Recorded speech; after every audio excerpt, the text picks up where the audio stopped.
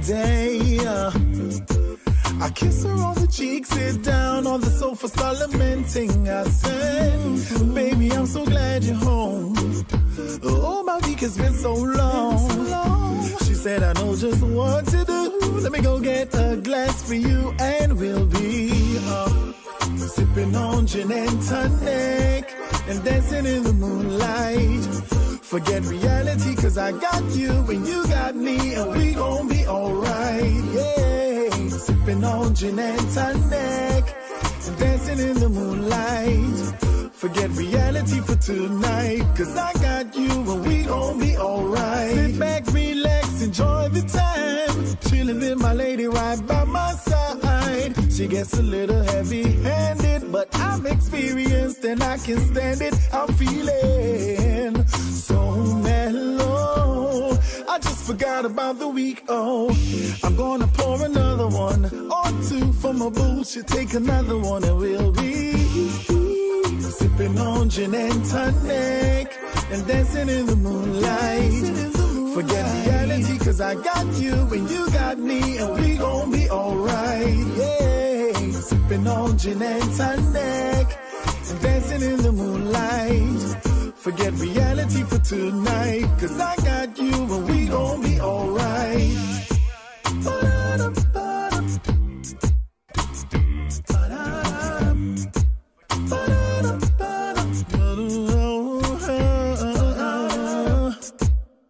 Just relaxing, sipping on gin with the tonic on the side and a lemon twist. Imagine this, yeah. Just relaxing, sipping on gin with the tonic on the side and a lemon twist. Imagine this, yeah. Sipping on gin and tonic and dancing in the moonlight. Forget reality, cause I got you and you got me, and we gon' be alright. Yeah. Sipping on gin and tonic, dancing in the moonlight. Forget reality for tonight, cause I got you and we gon' be alright. Sipping on gin and tonic, sipping on, sipping on.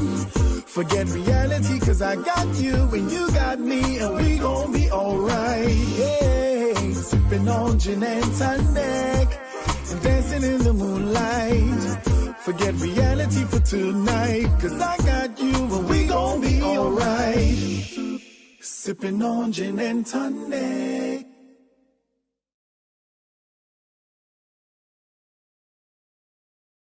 Never thought of falling in love again, no never, but my heart's been stolen again. This time, hope it lasts forever. We'll go beyond, beyond, beyond, beyond.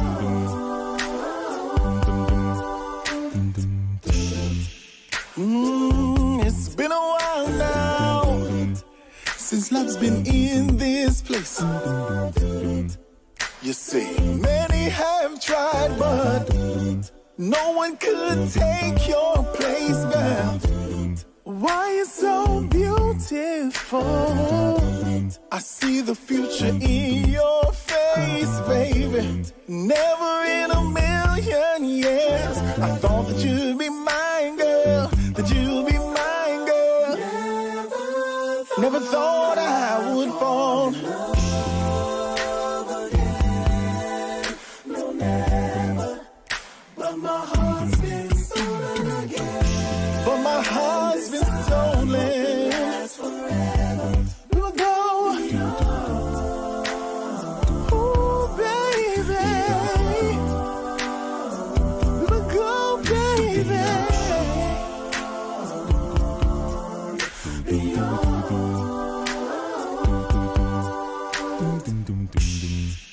We keep going and growing, girl. The best thing is knowing, girl. Cause when we KISSING, all I can say is OMG. My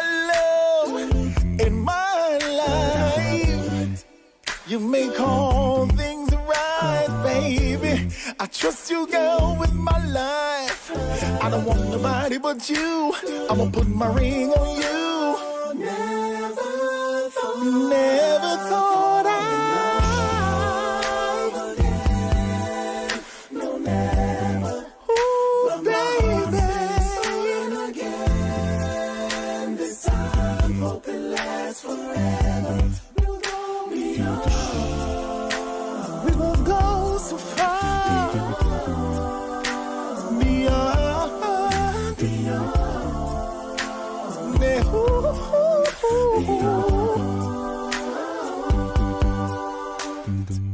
You'll always find what you're looking for, and you ain't looking for a thing. We ain't looking for a thing. Yeah, you'll always find what you're looking for, and you ain't looking for a thing.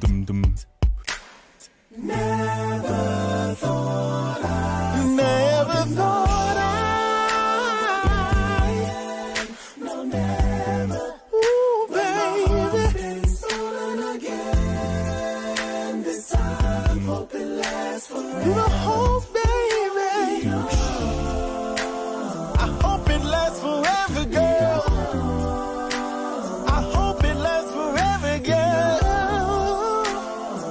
Hey, hey, hey, hey. We will go, baby. We will go, baby. Ooh, we will go, baby.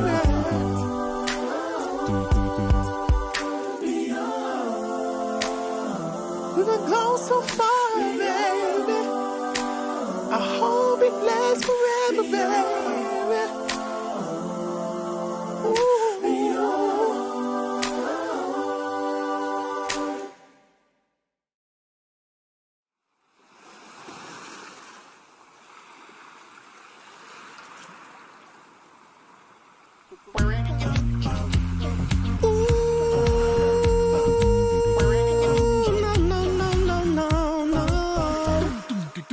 Anybody ever told ya what a woman really is? If you ever get the moment, show them how much they give. You're a shoulder I can cry on, arms I can embrace. Is to hear my deepest thoughts, protect her night and day. You are mother, sister, daughter, nieces, aunties, wives. You are amazing, cause you have given life.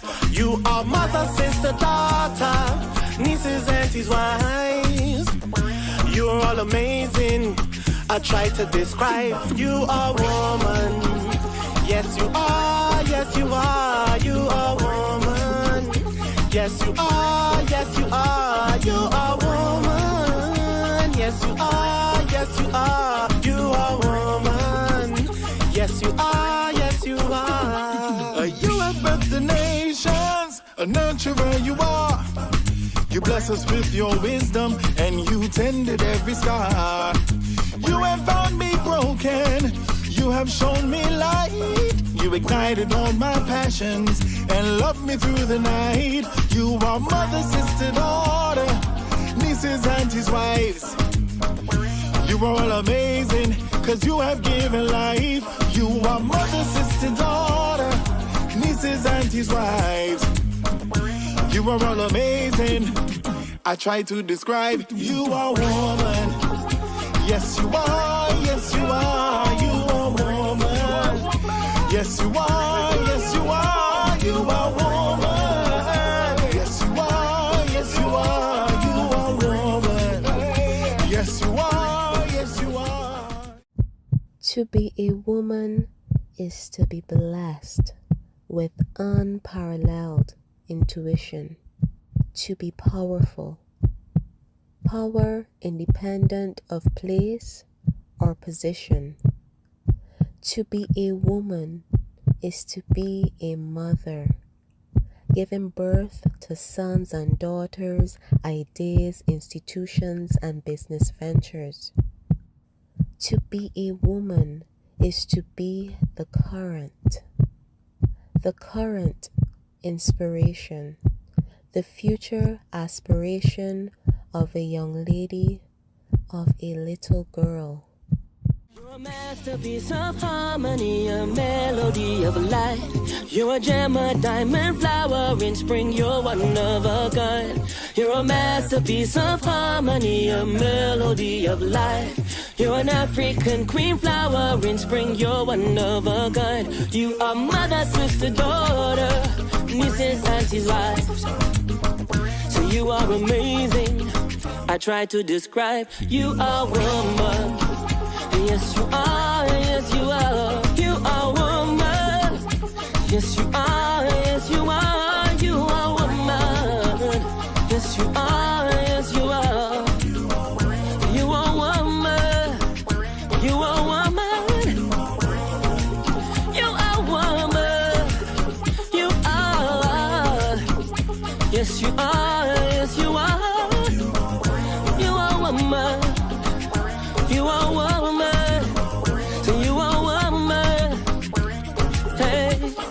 And when obstacles manifest as natural, you are born for this. To be a woman is to be the heart of the system, to be the one who brings life into our world.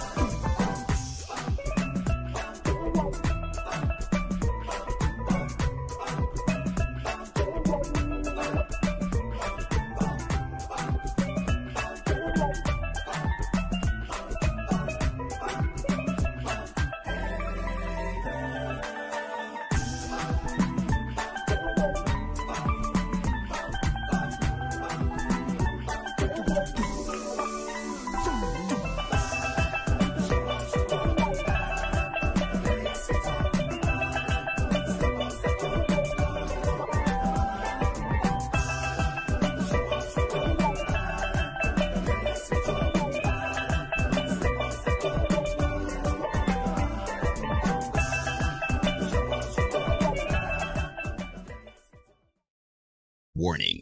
What you are about to hear goes against traditional romantic counsel expressed by friends, family, and Instagram memes and quotes. Open-mindedness is advised.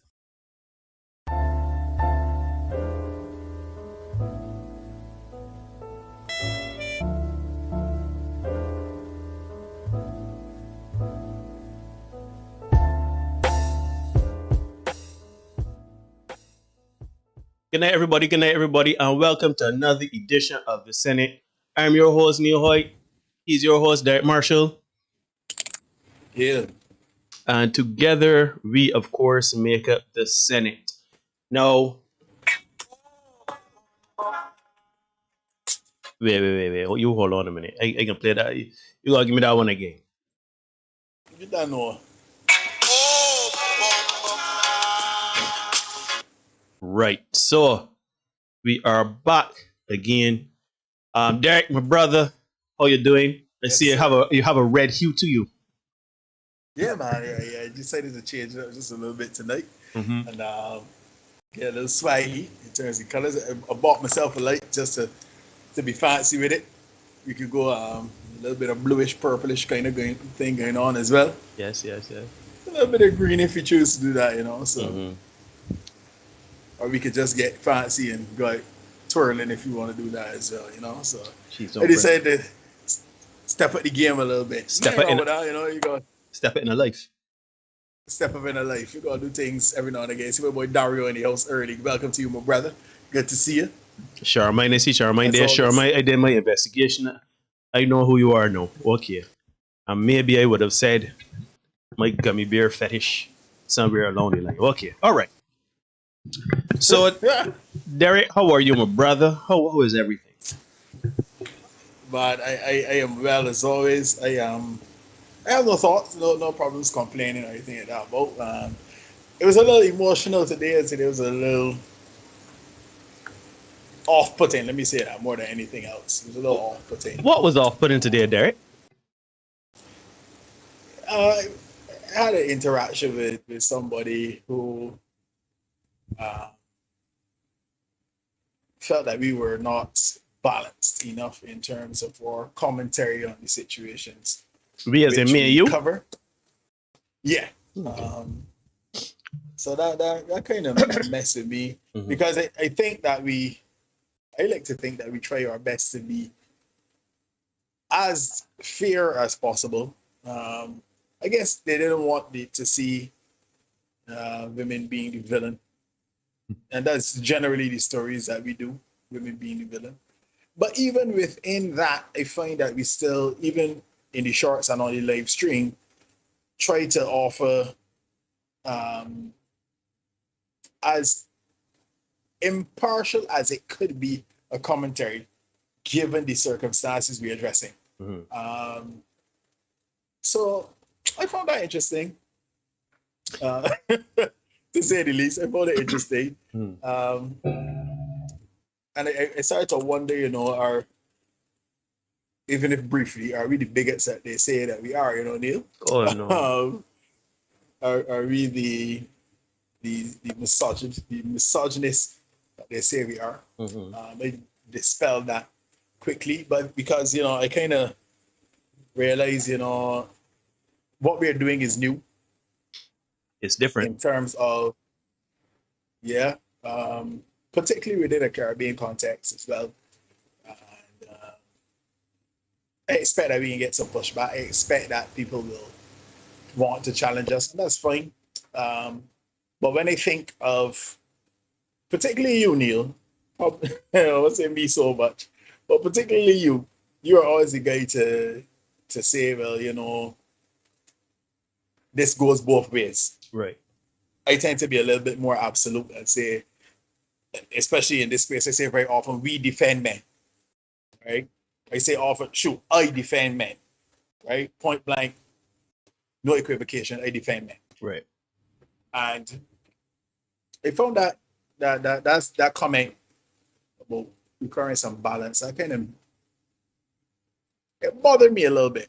It bothered me more than it should have, because I think we do make an attempt to be as fair as possible. To that I will say, Neil, that's fine if you want balance, that's great. But we defend men here. We are not afraid to call out men, let me put it that way. We defend men when we think there needs to be.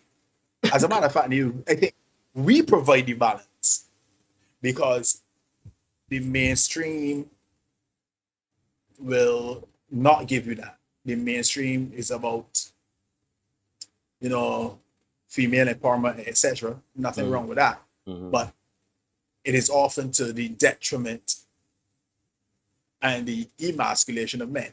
And as such, I feel that we are kind of the counterbalance to that. Right. And provide a lot more reality. And I'll tell you this, right? I share this with you, and I share it with those watching. Those of you who are watching, good to see you. Appreciate you being here as always. I'll share this with you. I saw a picture of a guy. Again, we spoke about this off camera, but I share it with you and the rest. Good night, Maria. Good to see you as always. Good night, Maria. I saw a picture of a guy. I know the guy. I knew him to be married, but I saw him in a photo with another lady who was not his wife, and I was a little puzzled by it. So I asked some friends of mine who know the guy,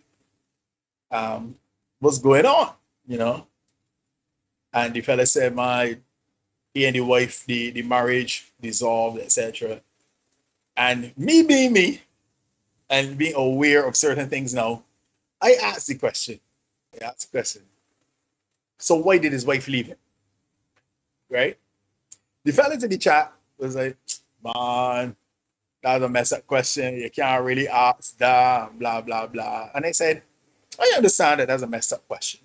But it really like is a messed not. Up question because It really is not. Because it's really not. It's really not. It feels like a messed up question, ladies and gents, because we have been so conditioned through mainstream media, through our friends and family. We live in a gynocentric society. Let's keep that in mind. We've been so conditioned. Anything goes on in a relationship, people always ask, well, what did man do? Yeah? So you tell your friends, man, me and the girl break up. People say, man, what you do? Even men will say, what you do? You know what I mean? And we've been conditioned to think that that's the case. But then you come to discover, hey, 70 to 80% of women initiate divorce or the dissolution of their relationships. And then you realize, wait a minute, but I mean, 8 out of 10 times, which is a real good odds. You can make a guess out the female is who destroyed destroyed. Decided to leave the relationship. Right? Decided to leave the relationship.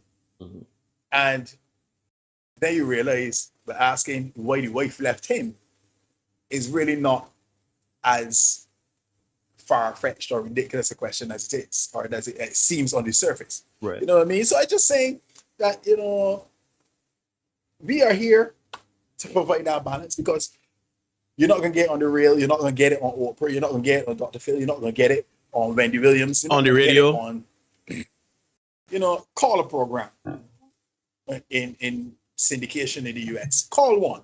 Call anyone. Hold on. Not just in the US, anywhere in the world. Anywhere in the world, I need you. I want people to, before you come, because to me, because we obviously talked about this off camera, and I was highly annoyed that was what the commentary was. But then I started to think about it, and I started to realize, you know what? If you think that it is the time for us to be balanced, what I will ask you and I would implore you to do is to go and look anywhere around the world. I want you to go anywhere on social media. I want you to go anywhere in mainstream media. I want you to go and look to see how many channels there are that are empowering men, particularly in the context of relationships. And when you're done, because you can find some men being disgusting and how to treat women poorly, and you can get all types. But when you are done, right, I want you to look for the women's channels and spaces where women are empowered, women are downright, not even empowered or empowering, but empowering in a negative way on how to take men and how to, manipulate men and stuff like that. The point I'm trying to make here, and the point that Derek's trying to make here, is that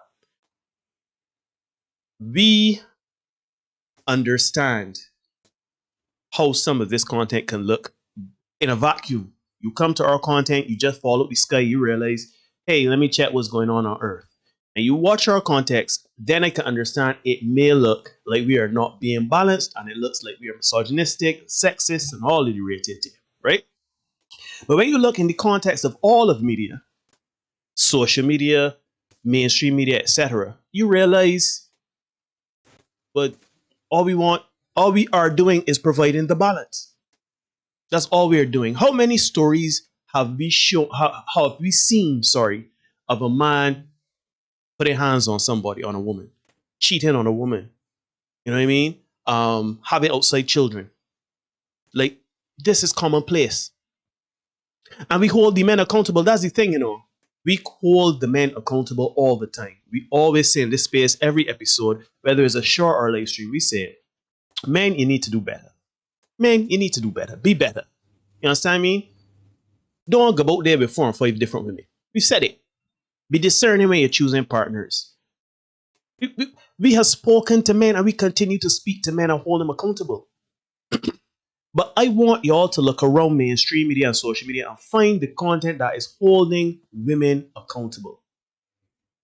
Shoot, Jada about here parading upon Wilfie last month and a half. Shoot, woman even early last year. Nobody is holding her accountable on a steady, consistent basis. So I understand how it looks. I understand how it feels, because it would look like, well, shoot, y'all painting women in a negative light. We ain't painting nobody in nothing, you know.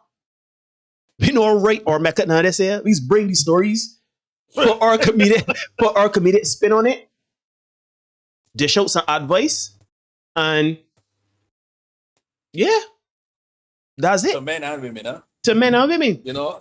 So, in my opinion, see my boy Corey Sandiford in the house. Big up Corey, man. Yeah, that's cool. Buddy. Yeah, man. Yeah, but yeah, so we are providing the balance. It may not look like that if you just only watch our content, because I know some people may not be watching the Abba Preach, may not be watching the Kevin Samuels, may not be watching the Red Pill, Pink Pill, Blue Pill, all these different content. Nobody may not know what's going on up there. I mean, we may be the first point of contact, and we understand. But trust me when I tell you that we are providing the counterweight, the balance. Because we are not paying women in nothing. The woman that said they man too nice, and the woman that called it she ex-husband, and the woman that gone upstairs with 2 men for a threesome when she man downstairs. We ain't met that up. So we ain't painting the body nowhere. We essentially reporting it. But shoot. Exactly. So I just want us to understand. First and foremost, this is a space for men.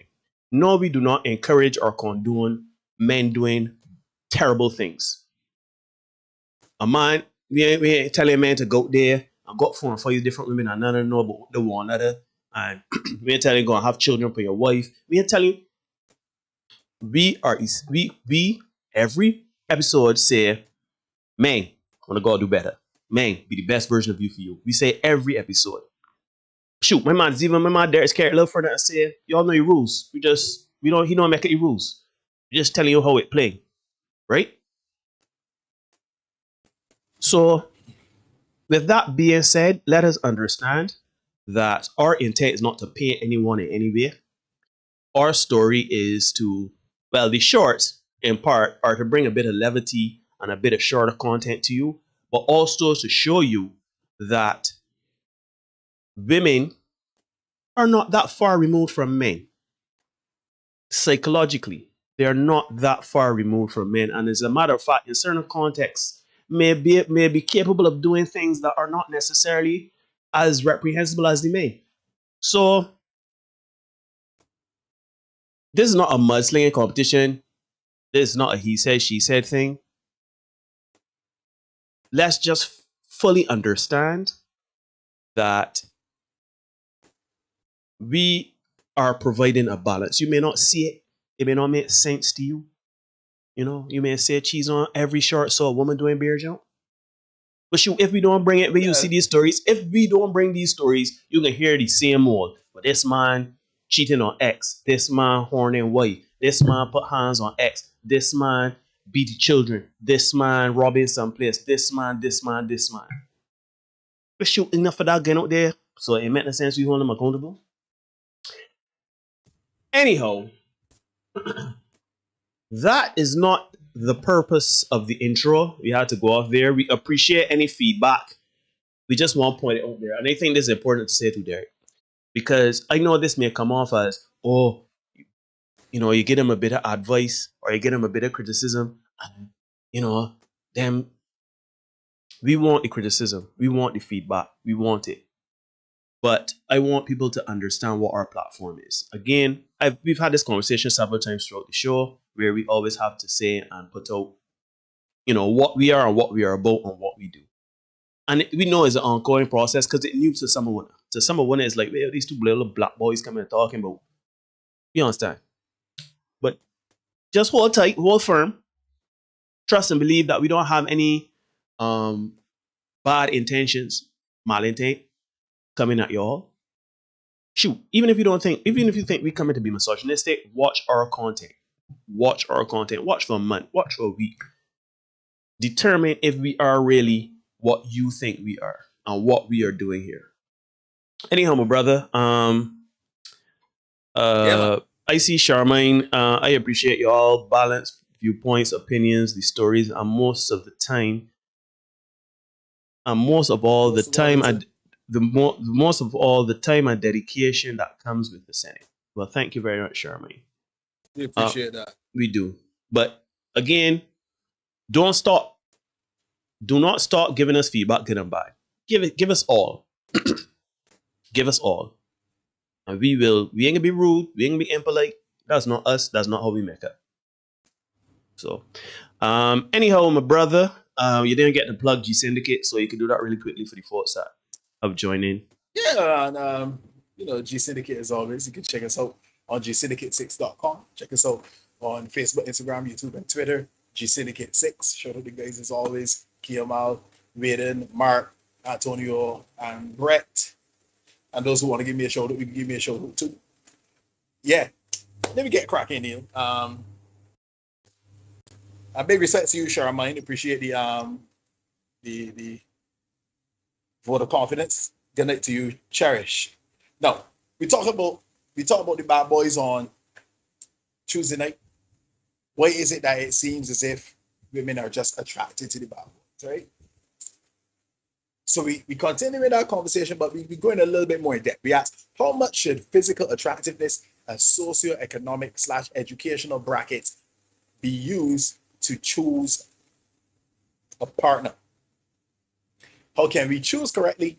What is the cost of choosing the wrong partner? And we can kind of walk through all these things so we could kind of answer all these questions and really get down to it. Because when we did the show on Tuesday, Neil, we used an article from brightside.me, we call it that, and it explained why women chose the bad boys, right? So just to do a quick refresher, we can jump back to that link. I don't know if you got it there, Neil, if you could pin it or something, and everybody see it. I don't want to work for me. Wait a minute. Okay, great. Something just happened there. Okay. Now, and it says girls love self-confidence in men.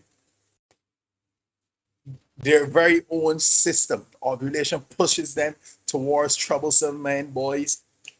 The bad boy personality is more attractive. And this is not me saying this, guys. This is the science. Ladies search for an adventurous and fun spirit. I remember I said, fellas, ladies and fellas, being with a good, solid man is boring. There ain't gonna be no big love, fun, and adventure. There can be some routine. And you can go to deal with that. Hi, Rian. Good to see you as always. There can be some routine. There ain't gonna be the big love, fun, and adventure. That's what it is, right? Most importantly, though, they feel protected around them. We know that stability and security, two words that Neil totally announced, those are things that are very important to women, and those bad boy personas make women feel protected, right? Then they choose attractive men over nice ones. I can come back to that. They free the bad girl. They say all the girls got a bad girl side, like Rihanna, good girl gone bad. So it gives that bad girl the opportunity to come out, right? So let me go back, right? We've all heard the expression, you eat with your eyes, right?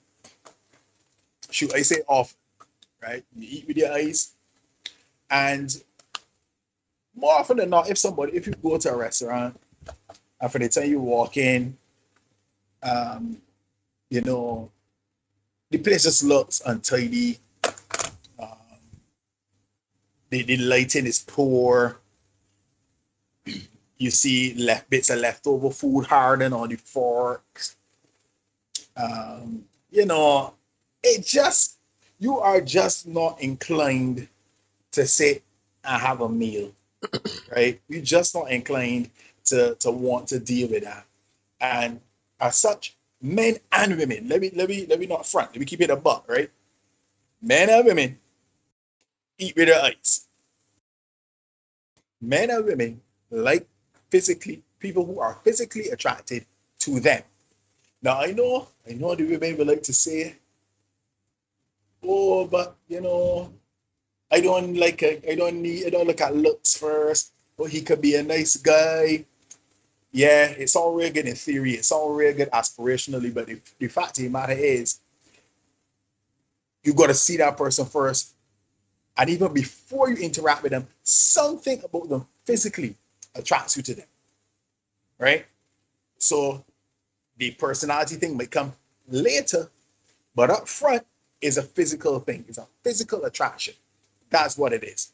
And we understand that, right? Sure. Look at our guy Jeremy Meeks. We talked about that on Tuesday. He was a felon. And his mugshot was one of the most shared, commented on, liked. Let me just find the figures here for you. 95,000 likes, 24,000 comments, and 11,000 shares. And again, feel free to like, share, comment, and subscribe to the Senate podcast. You can share it as many times as that we wouldn't mind at all, right? And he was a felon.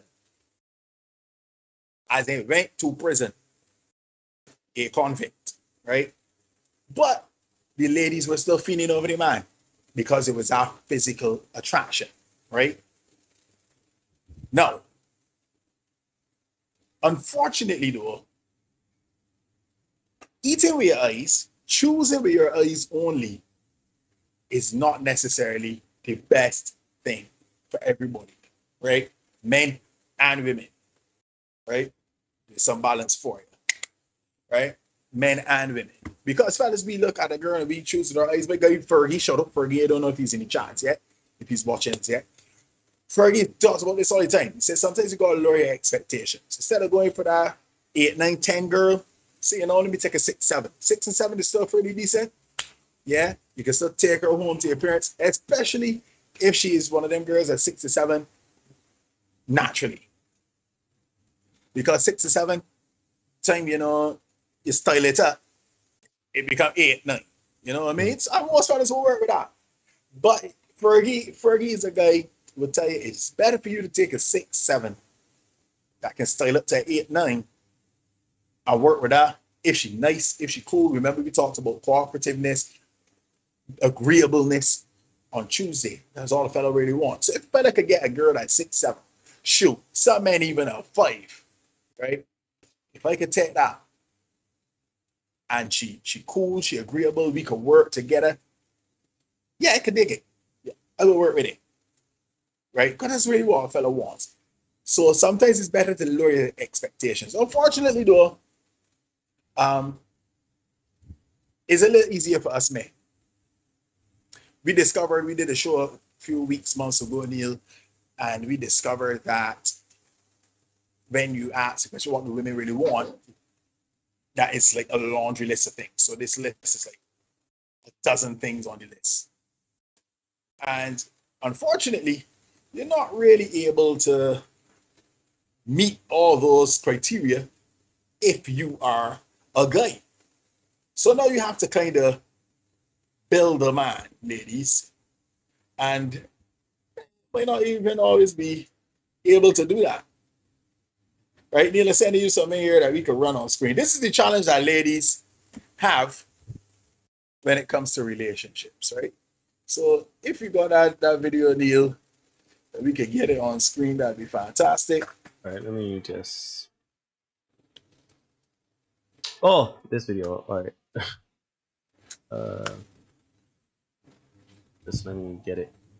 By the way, thank you so much to all of you who have been liking and commenting and subscribing. I see we are 152 subscribers. So thank you so much. And we really, truly appreciate it.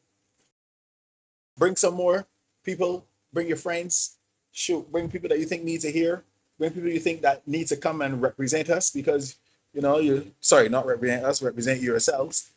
Some of you like to watch silently.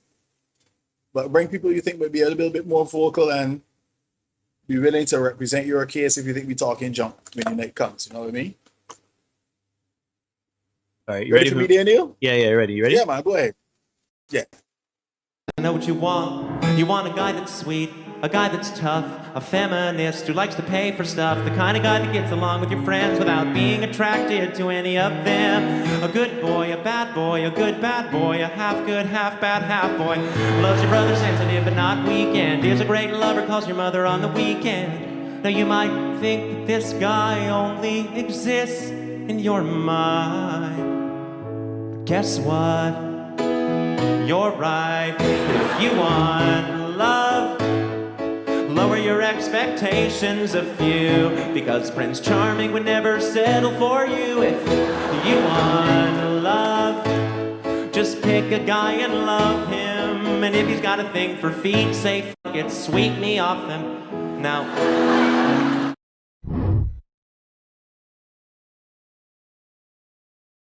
very well put. Very well put. I found that hilarious, Neil. I found that hilarious and accurate. So I found it so very accurate. I assure you, for I don't know that guy.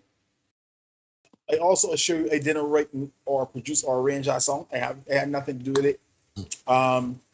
He's just a random guy that we don't know, and he's singing it as if we would have sung it. But if I had done it, Neil, I would have probably put a little bit of some kind of Caribbean rhythm behind it, some spooge or something, and bring over the same point. Mm-hmm. You know what I mean? And that is the challenge that we have in modern day dating/relationships. Mm-hmm. Right? So now we're faced with the challenge of choosing, right? Because you got to make a choice, right? Now, we can go into a little bit to how women choose, right? In terms of physically.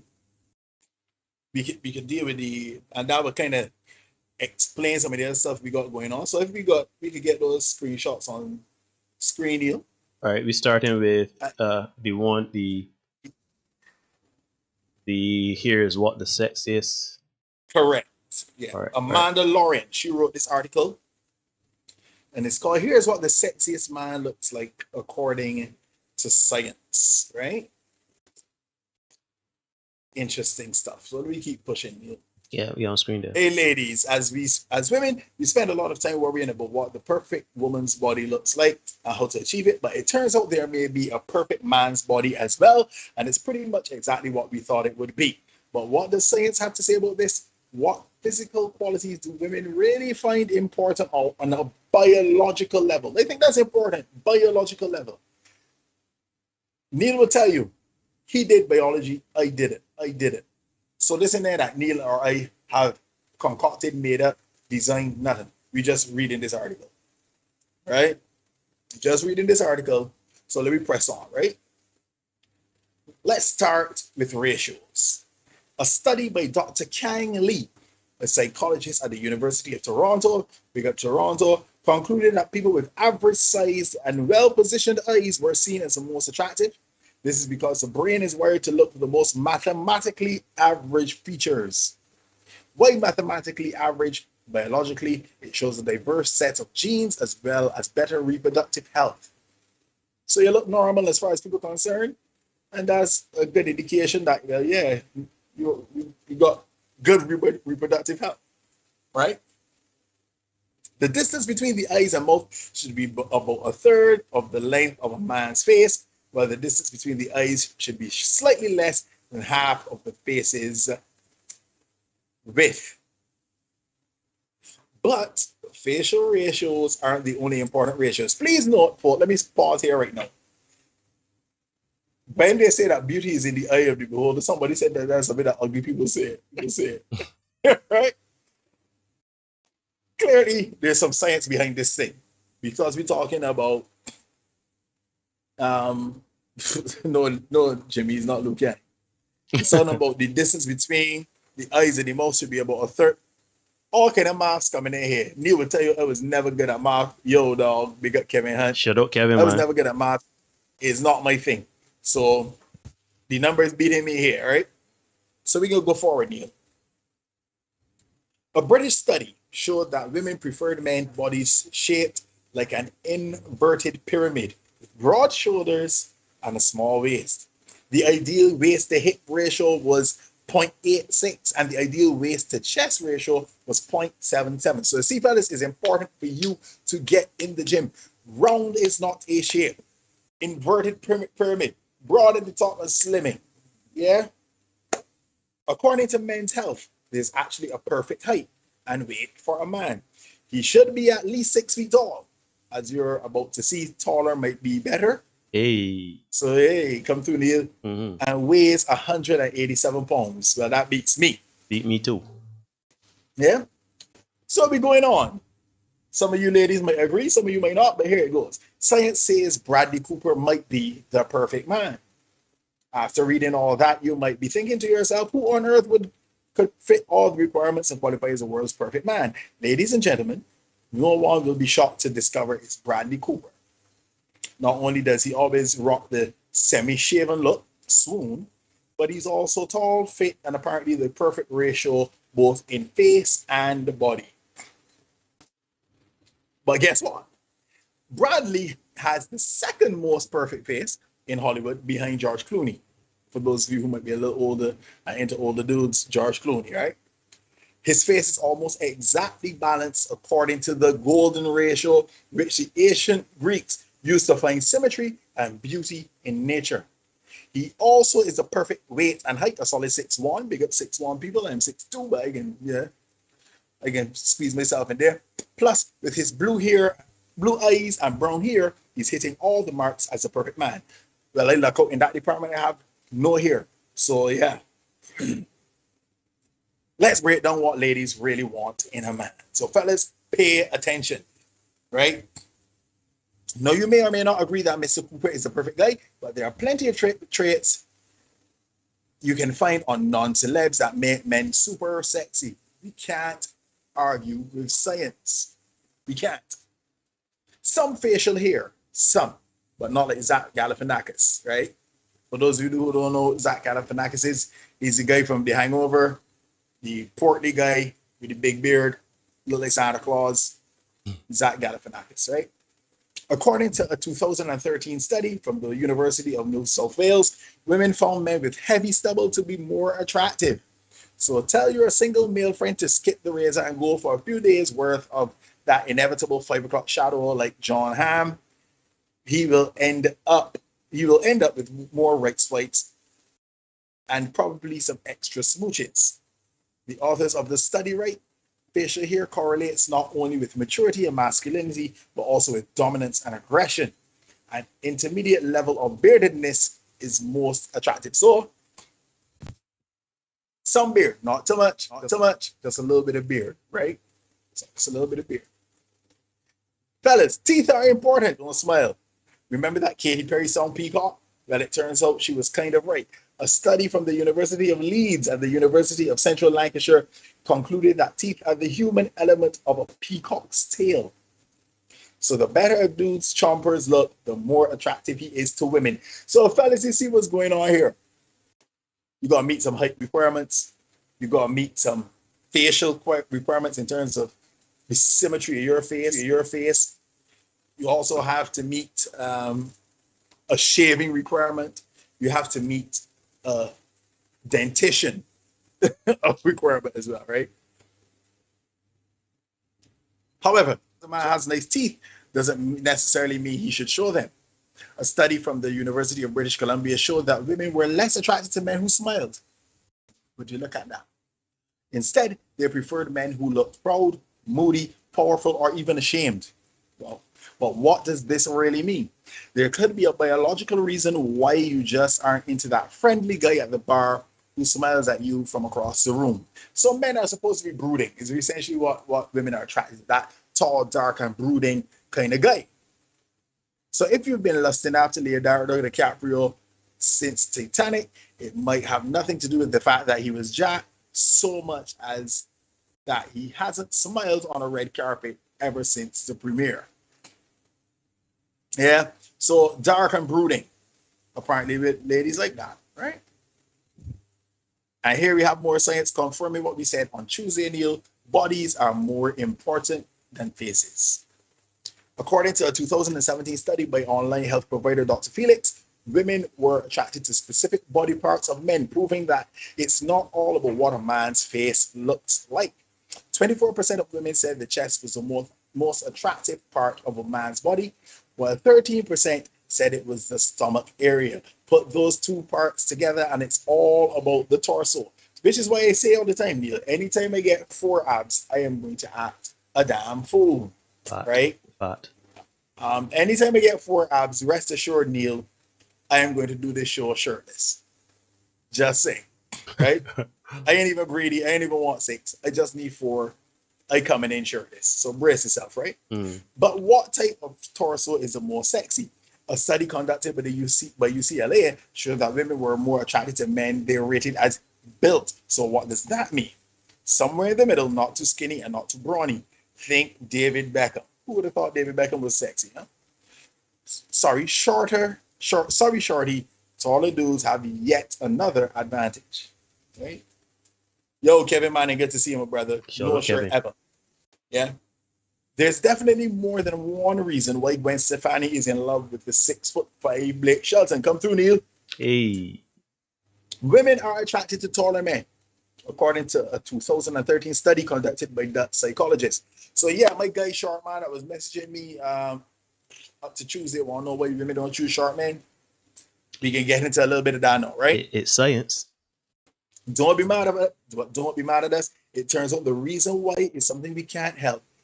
Evolution. I talk about this all the time. We try to fight human evolution. And I don't think we can't. We just can't. We're trying to fight human evolution in a lot of things, and we just can't, right?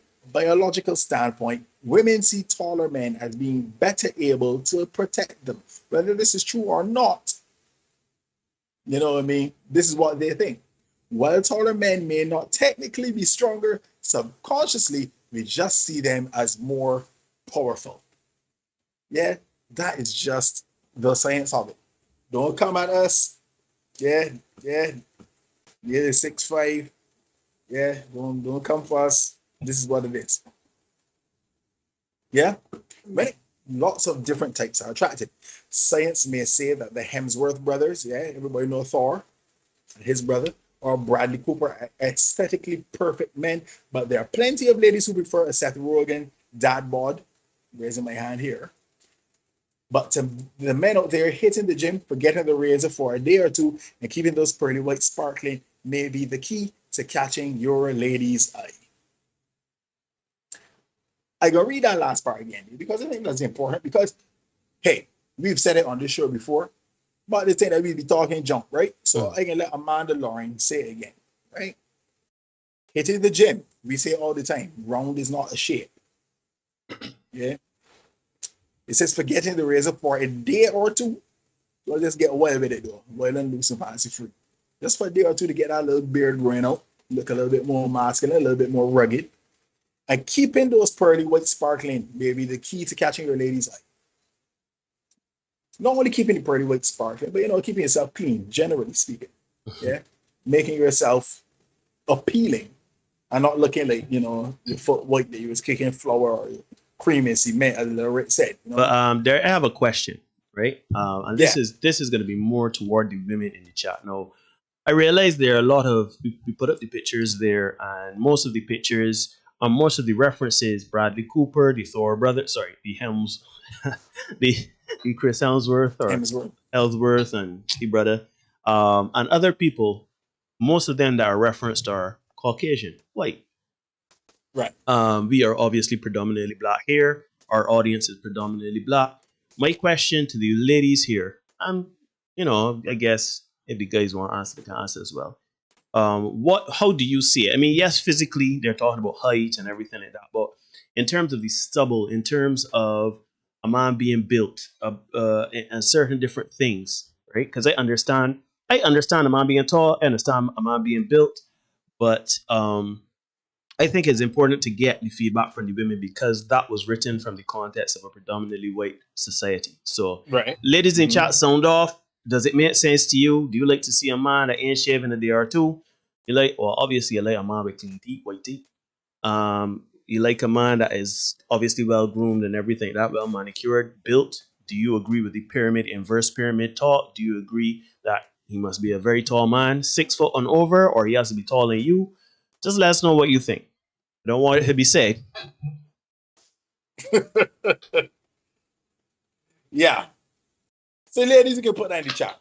So there we have it, fellas, what the ladies are looking for, right?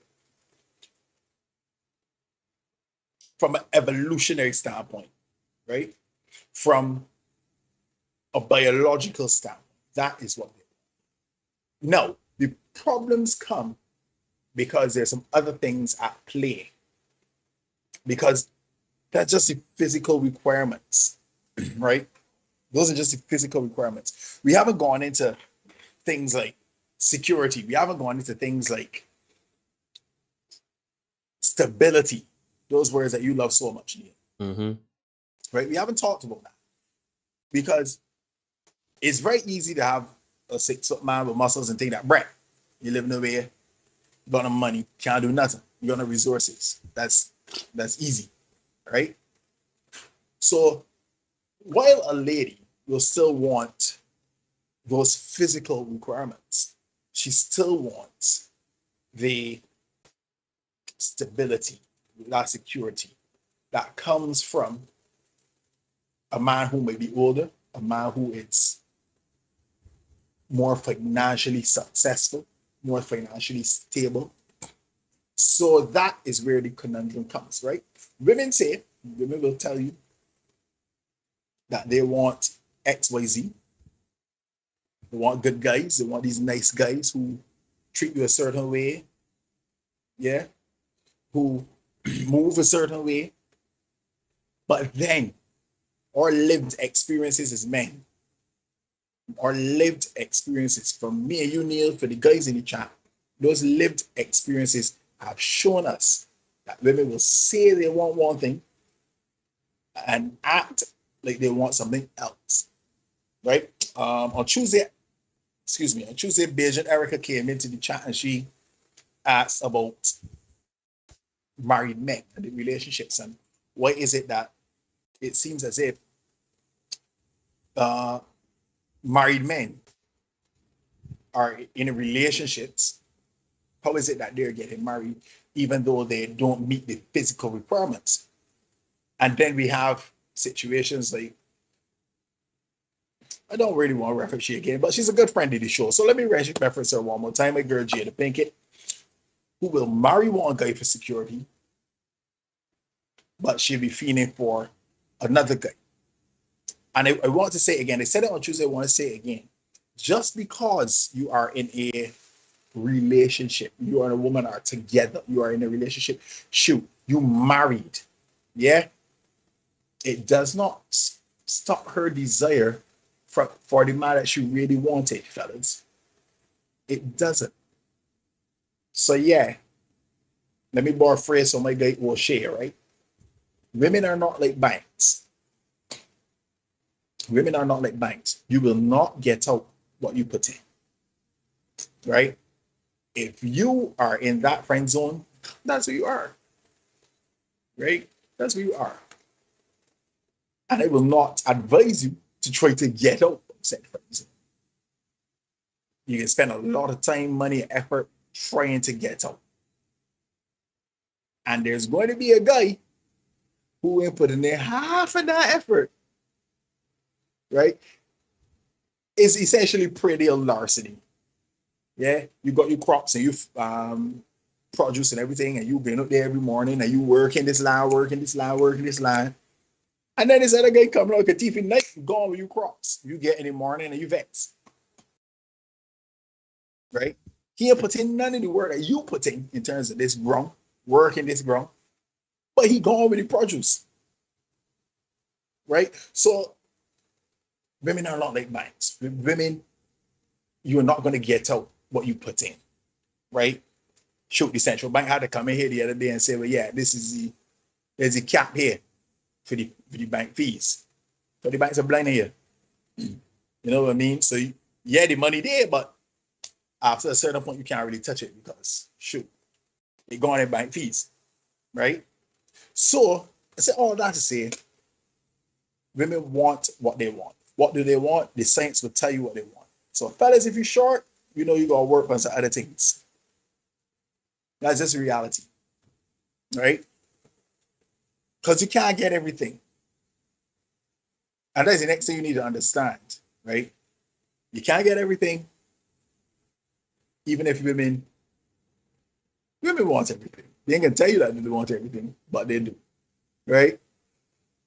So they want their security. They still want that bad boyish kind of type vibe. That guy that's getting this stuff fluttering in the stomach. They want that. Yeah. Rihanna says a good-looking man with lowest confidence loses sex appeal. Yeah. That's fine. Confidence is 75% sex appeal. And again, Rihanna, that was in the article that we read, right? So you're telling the lies, right? You're telling the lies. I'm just glad that you're here to say what needs to be said because they say that needle lie makeup stuff, right? So I'm glad that you as a woman are able to say and corroborate what we're saying, right? So we see confidence, definitely. Physical attractiveness. Fellas, you can't make yourself tall. So you ain't got to do some other things. Round is not a shape. Get in the gym. Yeah, big up my man Nicholas. Nicholas is a guy. As long as I've known Nicholas. Nicholas, hold on, we don't want. I don't know. Just Nicholas McGeary? Yeah, Nicholas McGeary. So we got to know one of them from since we like 7, 8. You know he loaned at me. Yeah. So so from primary school. So that's a long time. Nicholas has always been a heavy set guy. But guess what? Nicholas works his tail off in the gym. Right? He fight in some jeans, but he fight it. He works his tail off. Big respect. Big respect. Right? And that is the thing that fellas gotta get. Fellas and women gotta get. You want what you want, but you gotta work for it. We did a short that can come up at some point. No, I feel like I put out the more. I feel like I put out the more. All right. And in that short, you're going to see a lady who is requiring something that she is clearly not. Right? Clearly not. Right? And for those of you who are wondering, yeah, that lady is morbidly obese and with an attitude and stuff like that. Nah. Ladies and gents, you have to work for what you want. Whether it be education, whether it be finance, whatever it is, you have to work for what you want. Sorry, let me say that again. Because I don't want what I'm saying to be misconstrued or lost. Whether it be education, whether it be finance, whether it be a relationship with somebody, you have to work for what you want. A good relationship ain't gonna just come along and drop you down. Right? So when somebody comes to you, now the thing is we gotta figure out, Neil, how are we going to choose? Because we discover already, you can't always eat with your eyes. You shouldn't. Because it might be 6 foot, 6 abs, 6, pieces of 6 inches of lumber, but no 6 figures, sweet bread. So you got a homosexual on your couch, working out in the gym and looking cute, but you ask you to buy a bag of sugar for your house and it's problems. You know what I mean? And too often I find, and I think it was Tony that mentioned it, this is months ago. Yeah, I just remember certain things, that she knew a lot of her friends who were supporting men. And I am willing to bet those women did that or are still doing that for a period of time, right? So are you really getting what you want? Because this guy, that's the thing about relationships, right? This guy in this particular situation, you are supporting him. Rest assured, when he gets on his feet, he is going to recognize, you know what? I can do better than you. Because if you're going to keep me around when I was not, and I saw a tweet about that, I was going to share it with y'all, but it slipped my mind and got away from me. This guy was saying, yeah, as soon as I get on my feet, I gone. He wrote that in a tweet. I hope his girl reads it and dumps him because that's wellness. So, as far as he's concerned, there's no loyalty, there's no nothing, right? So if you're going to keep somebody, ladies, you have to lower your expectations, as the guy said in the songs. But Guy Furry would tell you, lower your expectations. I know that that's harsh to say, harsh for you to hear, but you're going to have to lower your expectations. If you want to eat, if you want to date an 8, 9, 10 man, trust me, a lot of other people want to date an 8, 9, 10 man. So suddenly now you in a tournament. So you gotta beat this body, sorry, fight off this body and fight off that body for you to come out on top with a belt. So you're gonna have to lower your expectations. Fellas, the same thing for you. If you want 8, 9, 10 women, you can go to compete. You see my boy Aston in the house, Justin Clark in the house as well. Welcome, guys. Yeah. Good to see you as always. Justin, I'll call you Justin. Justin wanted me to call him. Anyhow, sorry, go ahead. Yeah. So you're in a tournament, right? So as for he would suggest, this is lower your expectations. The boy ain't telling you to walk with, you know, or to look for somebody that is, I don't know. I don't want to be disparaging to anybody. But you can work with a 6, especially if nobody working with you. You know what I mean? You can work with a 6. Especially if that body cooperative, especially if that body down for you like 4 flat tires. You know what I mean? Mm-hmm. Let me go into the, before I get to the criteria for choosing, before I do that. Because I find too many of us choose poorly. We've done a lot of shorts, Neil, about people who've chosen poorly. We did a short with a guy who got his throat cut twice. He talking about struggle love because he chose poorly. Another guy, he almost died twice because he chose poorly. So tonight we can take a quick look at the story of Courtney Cox. Courtney Cox, not to be confused with Courtney Cox Arquette, the actress from Friends. This is Courtney Cox, an Atlanta lawyer, an Atlanta attorney. Courtney Cox was killed by the man she was dating. We on screen, Neil? Yes, sir. Yeah. So Atlanta attorney Courtney Cox has been identified as a woman who was shot dead by a man who leapt from balcony to balcony while firing at police before turning the gun on himself. Now, I want you to look at the 2 photos, people. Yeah. Let me put it back up there. Hold on a minute. Yeah, put it back up for me, Neil. I want you guys to look at the 2 photos. Courtney Cox looks like somebody with a scope, Neil. Yes, sir. No doubt about it. No doubt about it. This guy who is Jarvis Jarrett, the cowboy name if ever there was one. Well, he looks like a fella. Yeah, I'm pretty sure that's a mugshot. And this beautiful woman is no longer with us, right? Let me read on you. Mm-hmm. The incident happened Wednesday, October 20th, so that is just over a week ago, at a luxury high-rise building on West Peachtree Street in Midtown Atlanta. The Georgia Bureau of Investigation, the GBI, identified the shooter as 32-year-old Jarvis Jarrett, who began dating the young attorney over the summer. So that's 3-4 months ago. Officers responded to a report of gunfire at 3:14 a.m. at the Atlantic House High Rise. Arrived to see Jarrett leaping from a balcony to another balcony. Spider-Man. I'm saying it put me in the mind of, let me mention my guy Will Smith in Enemy of the State, jumping from one balcony to the next, trying to escape his chasers, his pursuers, right? Before firing a rifle at the police, at least one officer returned fire. Police found Cox deceased in her apartment. They also found Jarrett dead on a balcony. Now, Neil, go back to the first pic for me, please. Be on screen.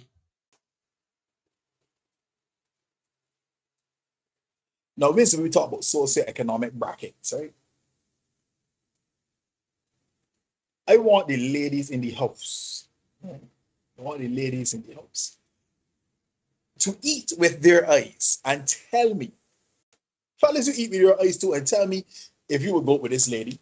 Ladies, you tell me if you would go with this man. If you would go with the man, with the lady, fellas, put ones.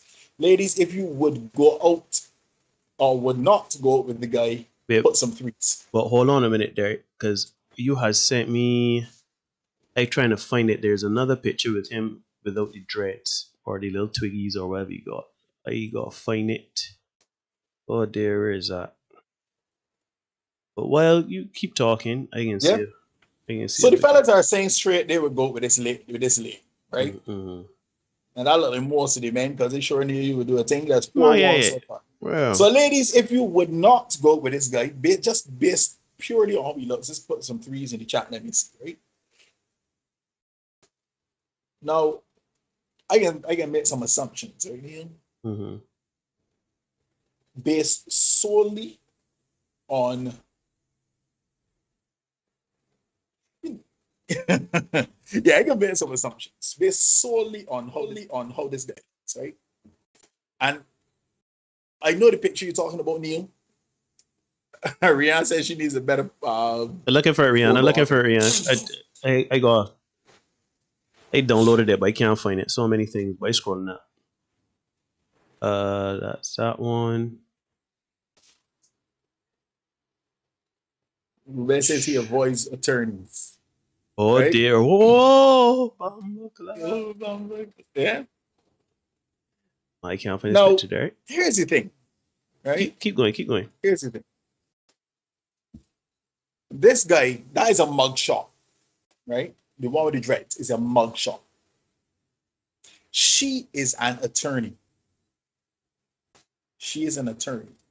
And from all reports, she was a very successful attorney. So. Mm-hmm. That's a mugshot. We spoke on a show a couple of weeks ago about being equally yoked, right? You got that. The two oxen need to be same height, size, strength, so that they can pull together. Mm-hmm. Where this fella can pull this woman? Well, we saw where he pulled her. Yeah. We saw where he pulled her, right? Ladies, I really want to caution you, right? This is the conundrum, ladies, that you face, because you gotta. Justin is saying he's surprised she didn't do a background check. Well, she might have done a background. As bad as this sounds, she may know him from working with him. Oh, yeah, she may know him from working with him. His file may have passed across her desk. He may have passed through her office. Who knows, right?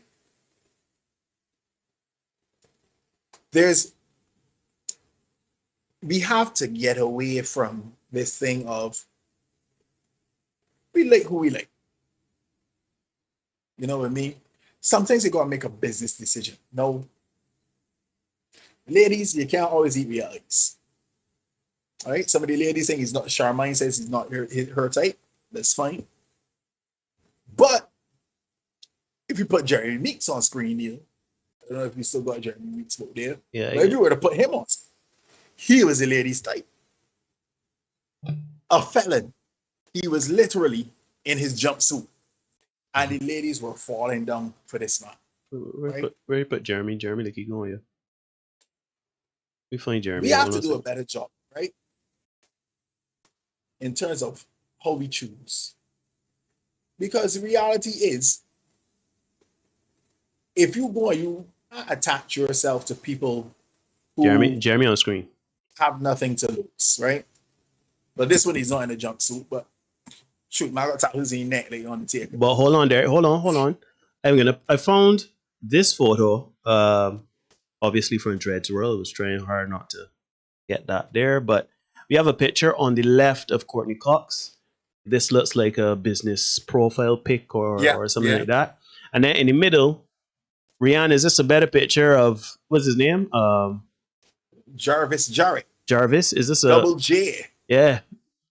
You can bet your life. He in a rare, he's JJ. He's JJ, yeah. Bet So your life. So is this a better picture of JJ in the middle? Like if I were to, let me do some little trickery here. So if I did that, right, and you did not see the Twiggies, right?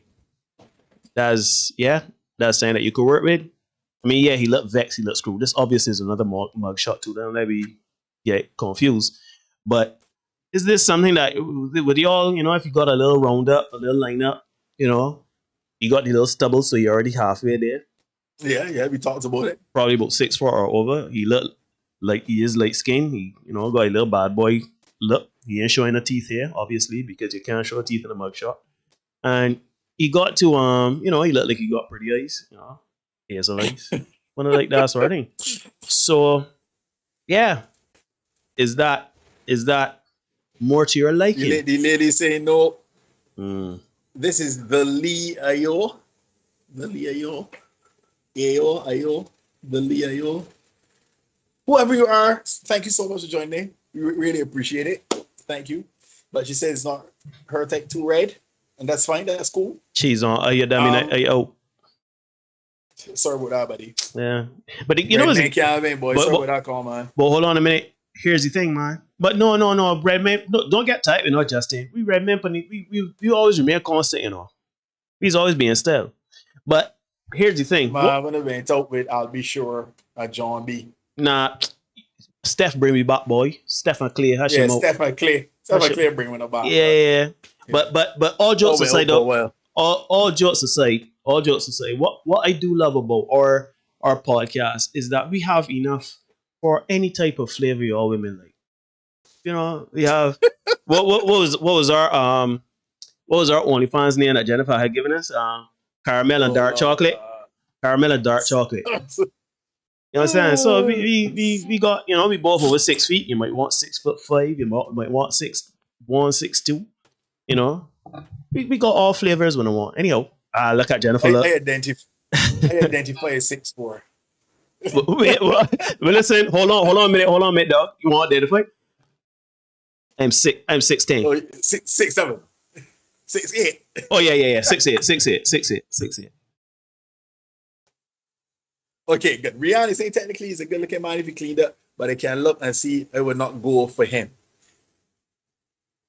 So she chose poorly, and that's how she ended up. Ladies, you have to choose better, because right there he looked like a young Pookie and JJ. He had you picture with the locks. He's the old Pookie and JJ. The man look like his nickname is Pookie.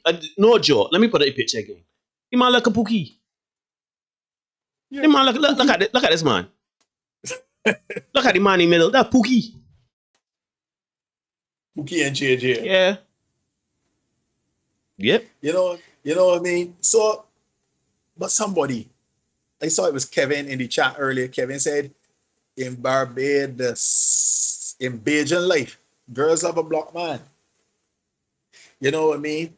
And it is only later in life, after Dusty having been pardon the expression, ladies, but having been run through by said black man, and going into a relationship with that didn't work out, then all of a sudden you realize, you know what, let me Oh shit. get I agree with you, Justin, boy. Yeah.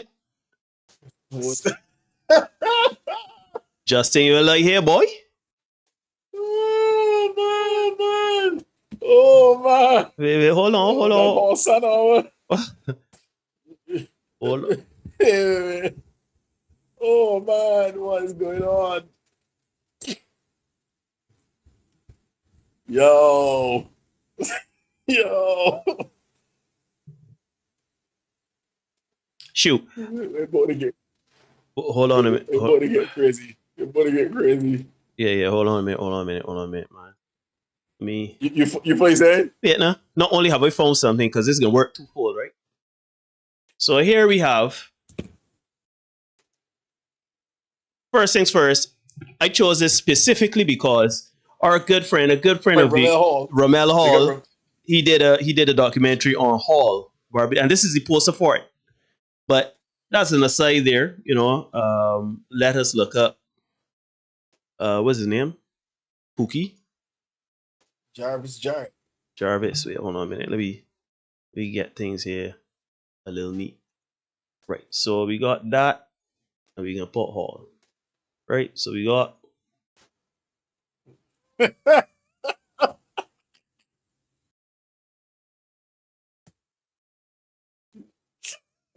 I mean,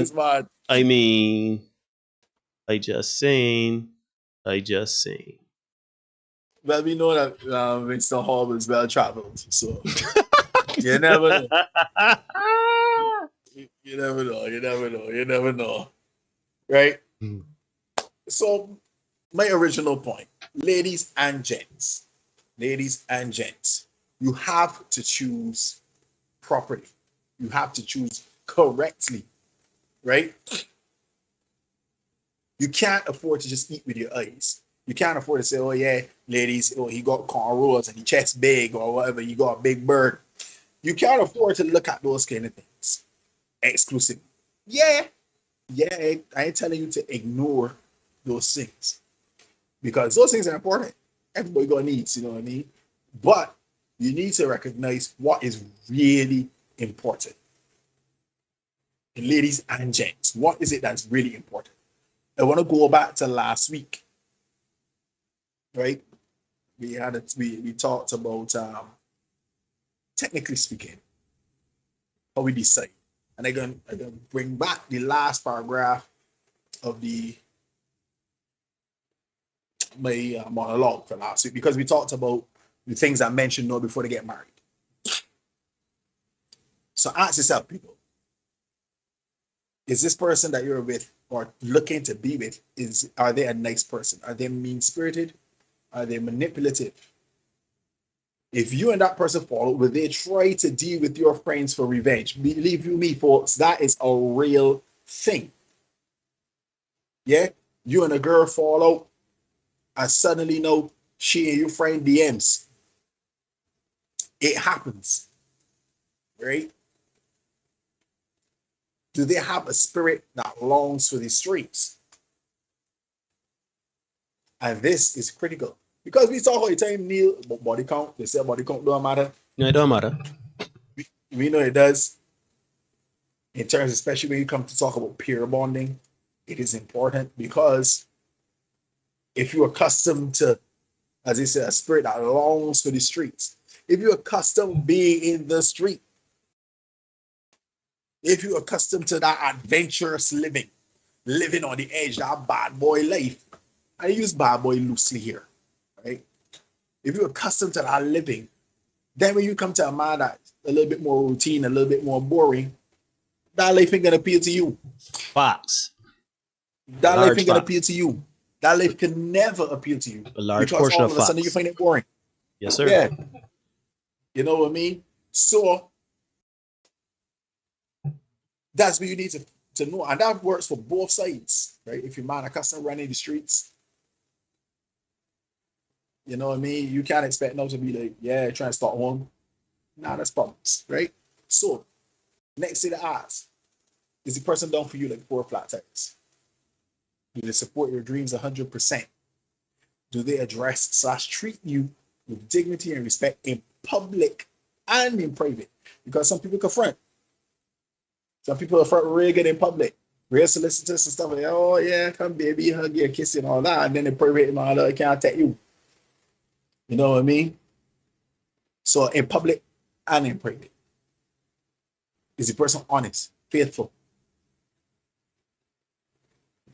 Do they give you the direct honesty that you need? Or they just blow smoke out your ass and tell you want to hear? Are they your soft place to lie? Those are things you need to ask. More to be concerned, but hold it up.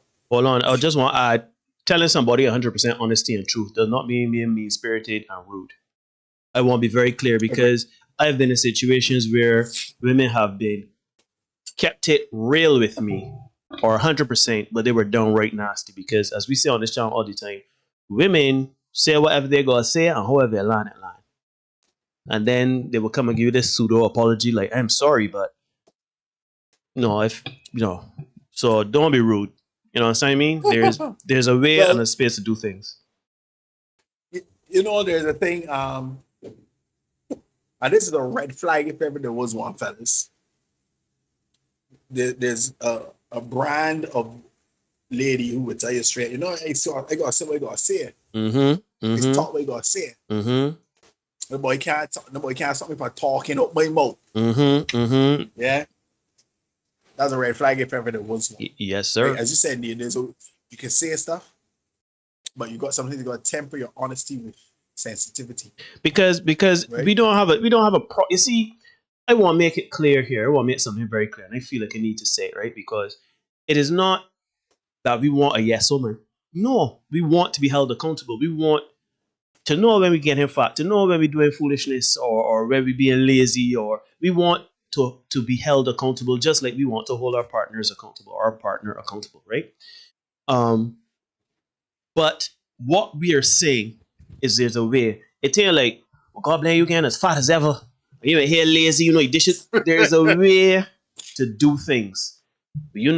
Considering that a man can't address this woman like that. Very well. You know what I'm saying? So that is important. That is important because there's keeping it real and there's being rude. I think by and large, Derek and myself, we have been honest in this space right through. But we have not been like Kevin Samuels, another person in this space. We call him the Godfather, and he can come over as rude and abrasive. But both of us saying the same thing. You know what I'm trying to say? So there's a way to do. Neil, I have to say here that I've only this evening remember that a lady called me the Beijing Kevin Samuels. No. To take that. Hold on a minute. And I keep telling you, Derek, you're not the Beijing Kevin Samuels. You are Derek Marshall. You're Derek Marshall, dog. We are gonna put you in the same space as Kevin Samuels so that they will be able to make the distinction. We don't want a Beijing nothing. Not Beijing nothing. I don't think that I am as absolute as he is, nor as harsh. Agreed. Sometimes it could be harsher, but actually I haven't been harsh. I try to temper my honesty with sensitivity, to be honest. I try not to be too rough because I know people get offended and think that would be, all the insults has come. But I really try to speak the truth without being mean-spirited about it. And that's all men really want.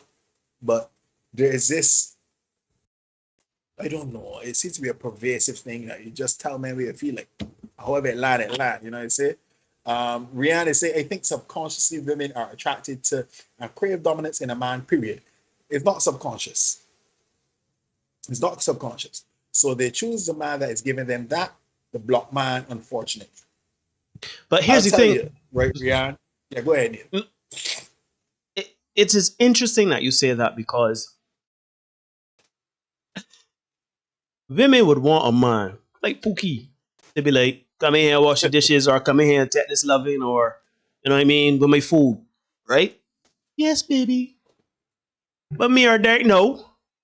You know what I mean, with my long, half blonde hair, you know what I mean, a Derek look of a certain, ilk.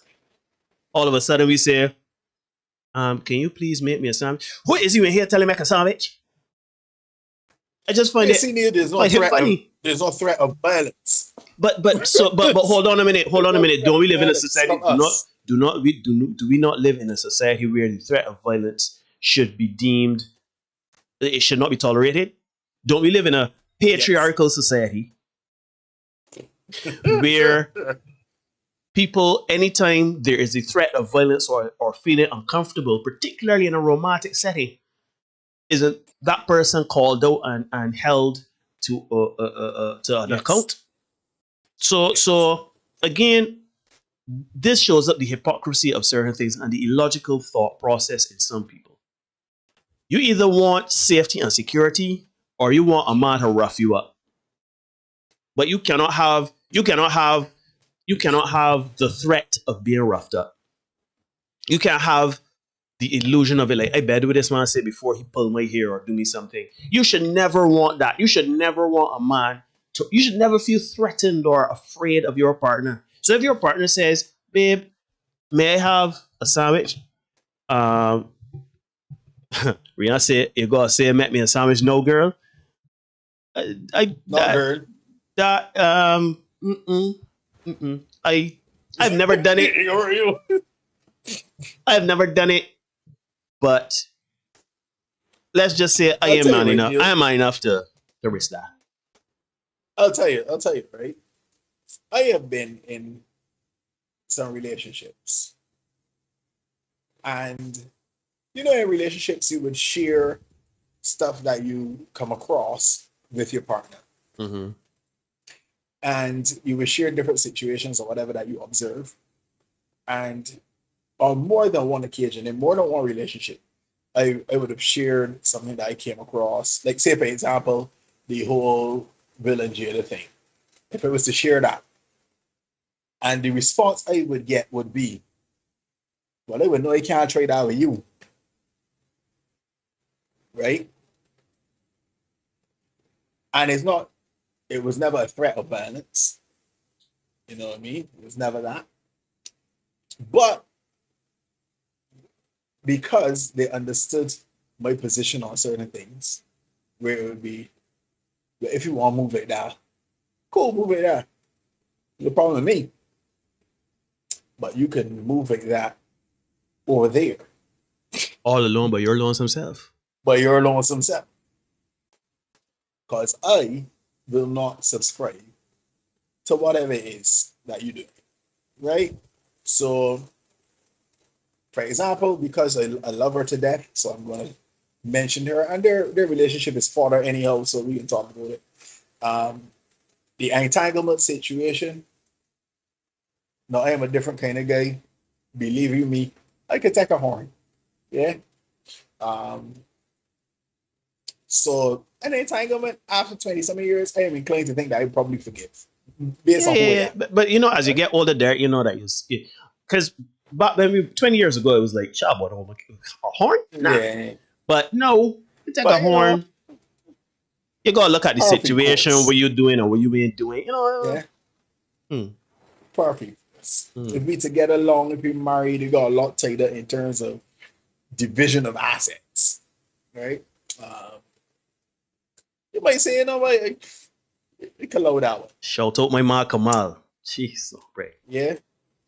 Again, our brother. In terms of things like the constant disrespect, public disrespect, and embarrassment. Now, in the immortal words of Caswell, ain't gonna work with me. Ain't gonna work with me. Yeah, and I'm gonna check that early. Poor Will, he has not checked it, so it's like, but he got to check it now. I actually got it's funny. I wanted to talk about this off camera, but I guess since we're here, you feel that, all right, Will ain't divorcing, but you think them done no? Like, you feel Will, like, all right, see this here, enough is enough. I can live my life, get somewhere, and keep from around you. Cause you're idiot. Because let's be honest, right? At this point, right? I know some people can come and say, "Oh, you don't know their relationship. She probably ran certain things by Will before she came publicly and this and that." Listen to me, right? What are you talking about my bedroom stuff? Why are you talking about my bedroom stuff on any platform. Good, bad, or indifferent. Why? Yeah, and I had that discussion with Justice City might be a cockle.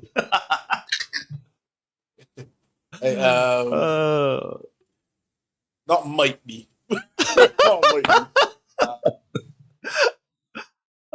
Today, I think it was Dion. I think it was talking to Dion. And I made the point, do you? If your relationship is what it is, do you? That's fine. But do you discreetly? He is not the person out there putting his relationship, his business on Front Street. Right? But I told you a couple of weeks ago, when we were coming up, people used to do things for money. Right? No, people do things for money and forward. Or as the US is say clout. Clout, people say clout. Probably even more dangerous than just doing things for money. Big up to everybody in the house watching tonight. You're watching the Senate podcast. Please hit that subscribe button and hit the notification bell. Make sure that you are abreast of everything that we got going on. We appreciate you tuning in tonight. But yeah, she is putting that isn't so bad, yeah. But the reality is, if she doesn't put her and her husband's business on Front Street, what is she going to talk about? What else is she going to talk about? Yo, that is a bit of facts there. Because, she could talk about... What is she going to talk about that people would care about? Because, you have a point, because I find it interesting. Like, let's not even go back to the entanglement bit of it. Let's go back the last month. Like, it feels almost every 2 or 3 weeks, there is some new piece of information giving insight into a relationship that has been, by and large, very confidential and discreet. And all of this has only started to come to light since the red table. So, yeah. I find it, as you just said, you were doing anything for clout, right? You were doing anything for likes. You were doing anything to be in the public's eye, right? But is it worth your privacy? Is it worth? You're already a celebrity. You're already in the public's eye. You are. But why? But why, Neil? Why are you a celebrity? But she in the Matrix. Right? This is what you're gonna do. All right, you see the Matrix. So you're gonna put the Matrix here. That's one from me. That's one from you, Neil. And they're gonna set it off here. Lord, don't dirty shame, man. She was in a different world. No. We got 2. That's 2 from me and you, right? Well, you want to ask the rest of the people? The rest of the 4. My clock is saying 9:23. We can start. And don't Google. Don't go to Wikipedia. No Google. We want 5 Jada Smith movies. 5. As a matter of fact, we've given you 2. Give us 5. Here we go.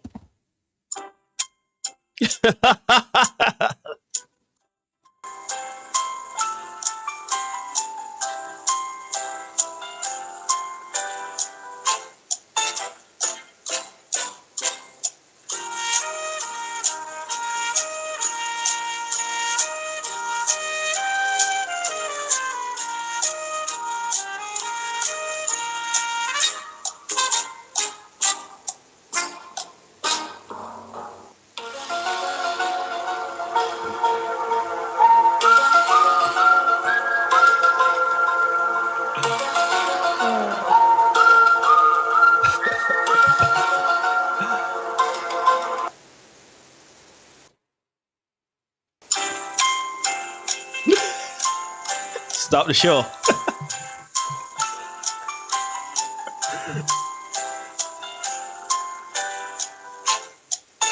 Oh, okay. Turn off that music there. Hold on a minute. Pull up selector. I see Leo. She's not only an actor though. All right. Inform the public. No, matter of fact, fantastic. Don't inform the public. No, don't inform the public. Everybody in this chat except Lee AO, right? Please tell us without Googling or searching what Jada Pinkett, other than being married to to Will Smith, and for having a handful of starring roles, or not even starring roles, but supplementary roles in movies. Inform us what is Jada Pinkett's claim to fame, and you can't use Red Table Talk.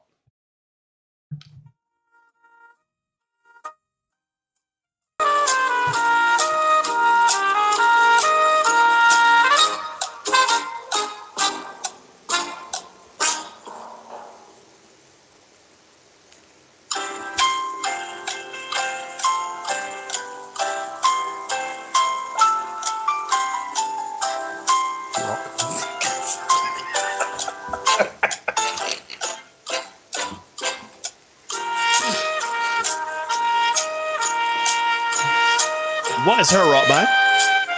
Is it mainstream?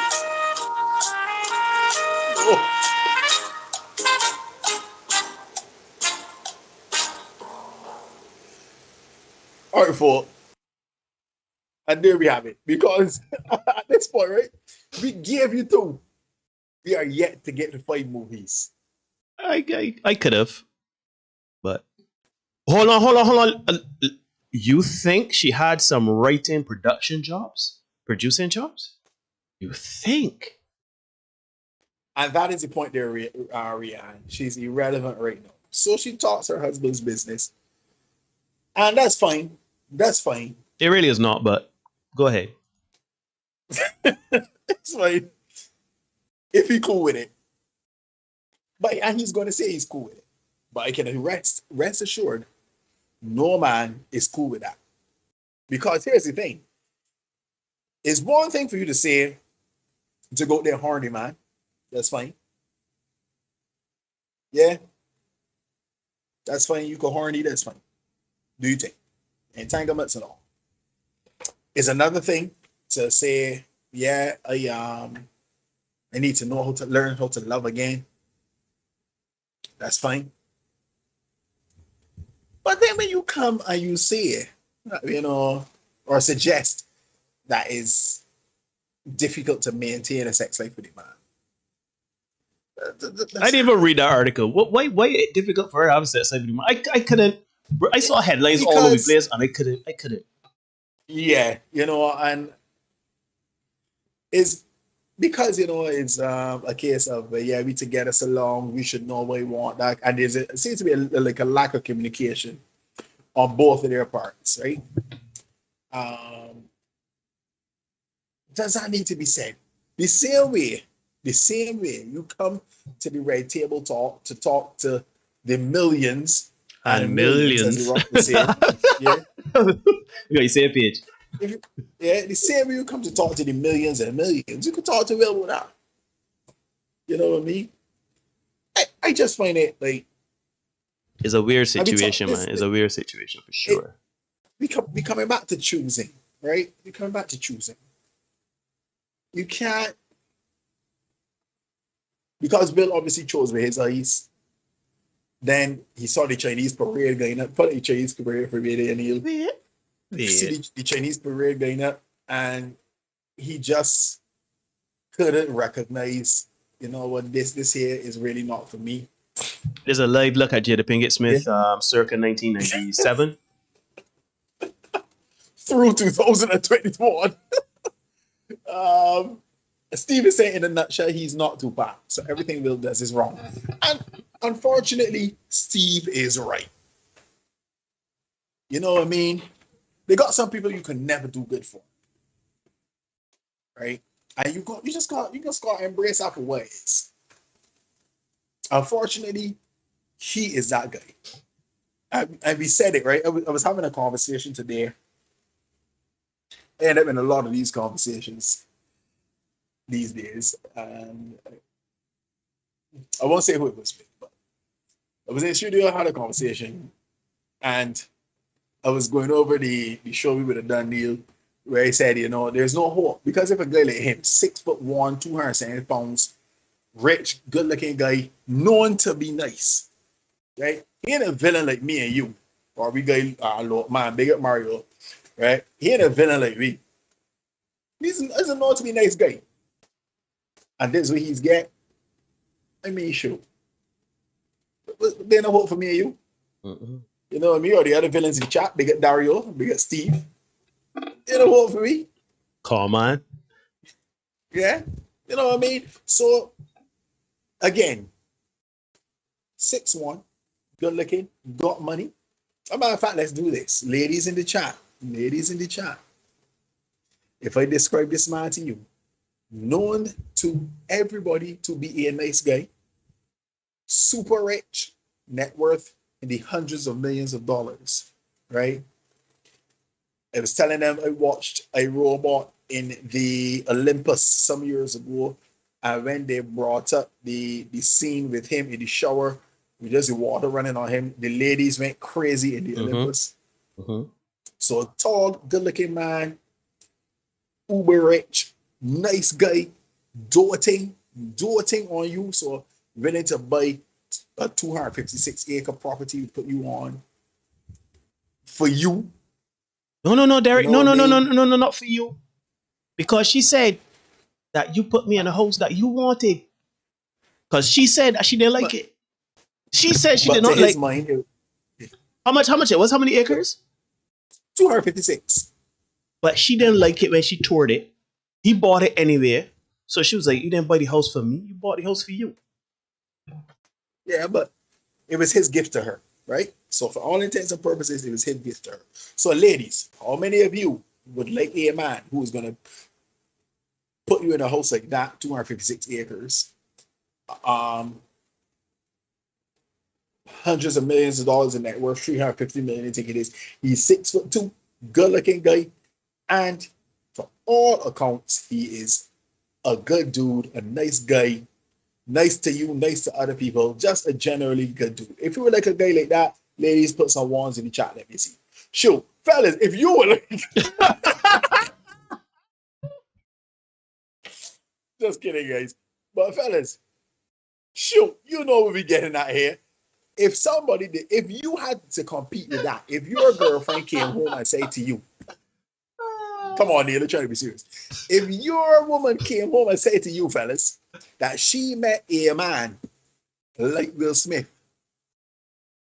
what would you say? Would you think you could compete? If you feel you could compete with Smith, fellas, put some ones in the put some threes in the chat. If you know what it would do? You know what it would do? If my girlfriend came to me and say, Will Smith got something for her, I can say, babe, this is a business decision here, no? I'm marrying number one and number two. Go along with Will, tour the world, enjoy life. Just not bills in here, go up here. Correct. Making sport? Correct. See, Dario, go and get that bike gun. Justin said I would have to hope she keeps me on as a brother husband. Damn straight. Listen, the only thing between Will Smith and myself is finances. No? I tell you. I think so. I tell you. All the fellas saying, go and get that money and share. Shoot, the ladies coming in, them they will take that man. What is going on? Rihanna Maria, just remember the show when cruising, Poland and Ibiza and stuff. We were there in the Maldives and things. Look at the man. These lights and mics ain't cheap. But yeah, man. So she has everything that most women would say they want. Say they want. We just went through it. They want that security, but guess what? Neil ain't got that. Not Neil. Will ain't got that bad boy edge. I can see what I understand why the mistake will come. Yeah, he ain't got that bad boy edge. You know what I mean? They're rapping. It might be doo-doo. That he. Oh shoot! No, they even studied that. Exactly true. Neil. Will actually is a rapper, a Grammy Award winning rapper. I thought you were trying to make a joke. I trying to make a joke. He don't curse in his raps because Will would never say you might be doo-doo. He would never say that. But Will is a rapper. Will is got. That's what I mean. So I never studied that. So he might not be a gangster rapper, but everything this man touches is gold. Well, almost everything. Almost. Almost. So, ladies, you see the conundrum which men now encounter, because if a guy like this guy is everything you see you want, but still you gotta get Tupac, you gotta get August Alsina, and whomever else. You Steph Curry, your wife wants men in her DMs. Who coming in your DMs? Because guess what? Me and you coming in your DMs. We ain't got that kind of money. So guess what? We got two things for you. Rice is the second thing. Well, I haven't got no rice. And we fresh out of rice. And all the rice got, So exactly. You coming for? You know what I mean? So this is the conundrum that fellas encounter. Women say they want one thing. They say they want one thing, and then our lived experiences. And sorry, they say they want one thing. Their actions and our, as men, our lived experiences show us something completely diametrically opposed. And that's the challenge we have. We can't, fellas don't know how to reconcile it. So then we end up with, as I call it, a super villain. Steve Vitale is a super villain art. Because you come up, Kevin boy, the rice burn. Your boy Darius said, I mean? all you eat before you get here. Before you get here, straight. Right? So no, a fella does good. I tell you, I had that experience myself. You do everything you think you're supposed to do. As a man, you're paying all this attention, very solicitous, public and private, all that. And then you hear it. So somebody else, going along with the crops. Pretty larceny. And you as a man now are left to say to yourself, because men cost benefit calculators is a case where, look, shoot, I'm paying all this work. And for what? Let me get my girl Keisha here. For what? Nothing! This other fella, he ain't put in that kind of work. And he going on with his sweets. So you know what it means now from going forward here, LB2 will be putting in what? And it will be reaping these sweeps as well. Right? And this is the thing, ladies, it's true, even though you don't want to admit it. If you like a fella, you can give some, and from ball one, if you can give some. And he ain't going to carry you on a date, he ain't going to carry you out, buy the food, not a soul. Blow up you in the right direction. All that fella got to be able to do is not forget that when you open your mouth and talk. You know up front if you giving him some. What? You know what I mean? So this is the problem that we as fellas have. And then the other side of this note, the aftermath is what's really pissed off men, particularly now. A couple years ago, I want to say probably a decade and a half up to now, it wasn't as bad. A fella would kind of deal with it. But now, fellas hit to the game. And men do not consider themselves garbage men. Good men do not consider themselves to be garbage men. And a lot of ladies want garbage men. What do I mean by garbage man? Because we live in a deregulated sexual marketplace, everybody free to food, good or food, we good with that. Right? Cool. Nothing wrong with that. But here's the problem. Actions have consequences. So you go sleep with who you want to sleep with. That's fine. That's all right. You have agency over your parts. I love it. You're free to give your parts to whom you wish to give them. Nothing wrong with that. But you go and you pass around. You get on the carousel. You see. I see the lead IO and Kevin. You fairly new to this space as far as I know. You may not know what a CC is. So for those of you who don't know what a CC is, the carousel, yeah. Or the Gabrielle Union special. The express. You get on the carousel and you go around, right? And now that has impacted your ability to pair bond. And suddenly you want to settle down where you're pushing 40. But here's the thing. The good men you want, gone. They're either fed up with the game because there is a thing called men going their own way. Men are deciding, you know what, I can't win, so I ain't playing, and they gone. Take it the back and go home. They're not trying to compete because they figure they can't win. So they're gone. They ain't dealing with it. Then there are other men who have decided, you know what, this relationship thing for me can be transactional. So I can give you some money, or I will provide X. Let me not say money because that's a different connotation altogether. So I will provide X. I provide a house, car, logic, food, whatever. And then they ask the question, what are you bringing to the table? And that's where this whole thing come up. But what are you bringing to the table? Because men now seeing it as, shoot, I want a good deal. Since we're going into this, I want a good deal. Yeah? And if a relationship is, you got to get a deal in a relationship. And that's not unreasonable. Men are seeing it as fair to ask for a good deal.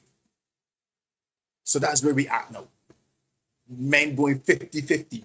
Is you want equality? That's where it's 50-50. So if I bring in X, Y, Z, you better be bringing A and B, C to complement my X, Y, Z. Because if I got X, Y, Z and you bring X, Y, Z too, I already got that on the X, Y, Z twice. Kick rocks, find somebody else. Find somebody else. And do not come to me with DEF. And DEF is children, a baby daddy, something else, and expect me to clean it up. We can talk about that too. We can talk about that because there seems to be the expectation that I see a a man lot. who got his stuff in order to just come along and take care of another man's children because you wanted to have children with the guy that was charismatic. We talked about it on Tuesday. Good-looking, charismatic,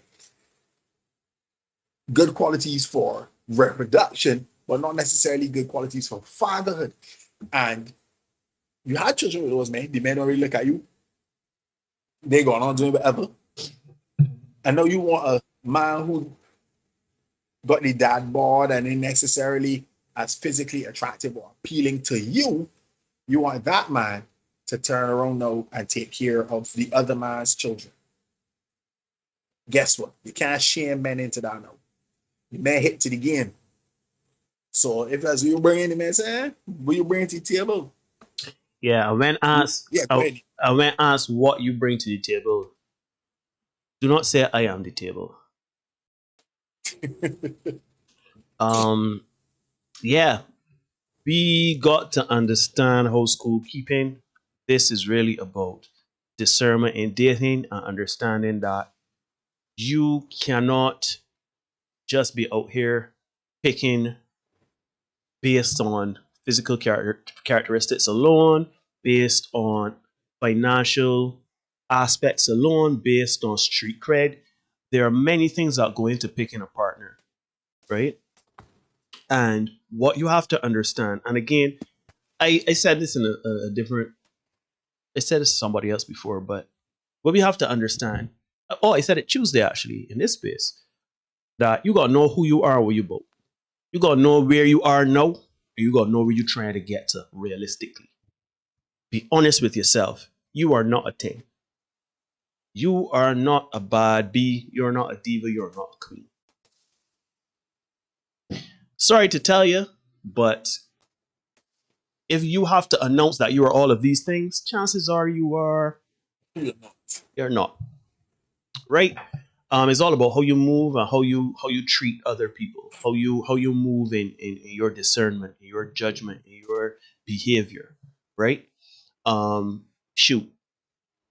Since we started this space, we've seen so much content where there is the entitlement, because one thing we have started to realize, or come to realize, is that there's an entitlement in this space.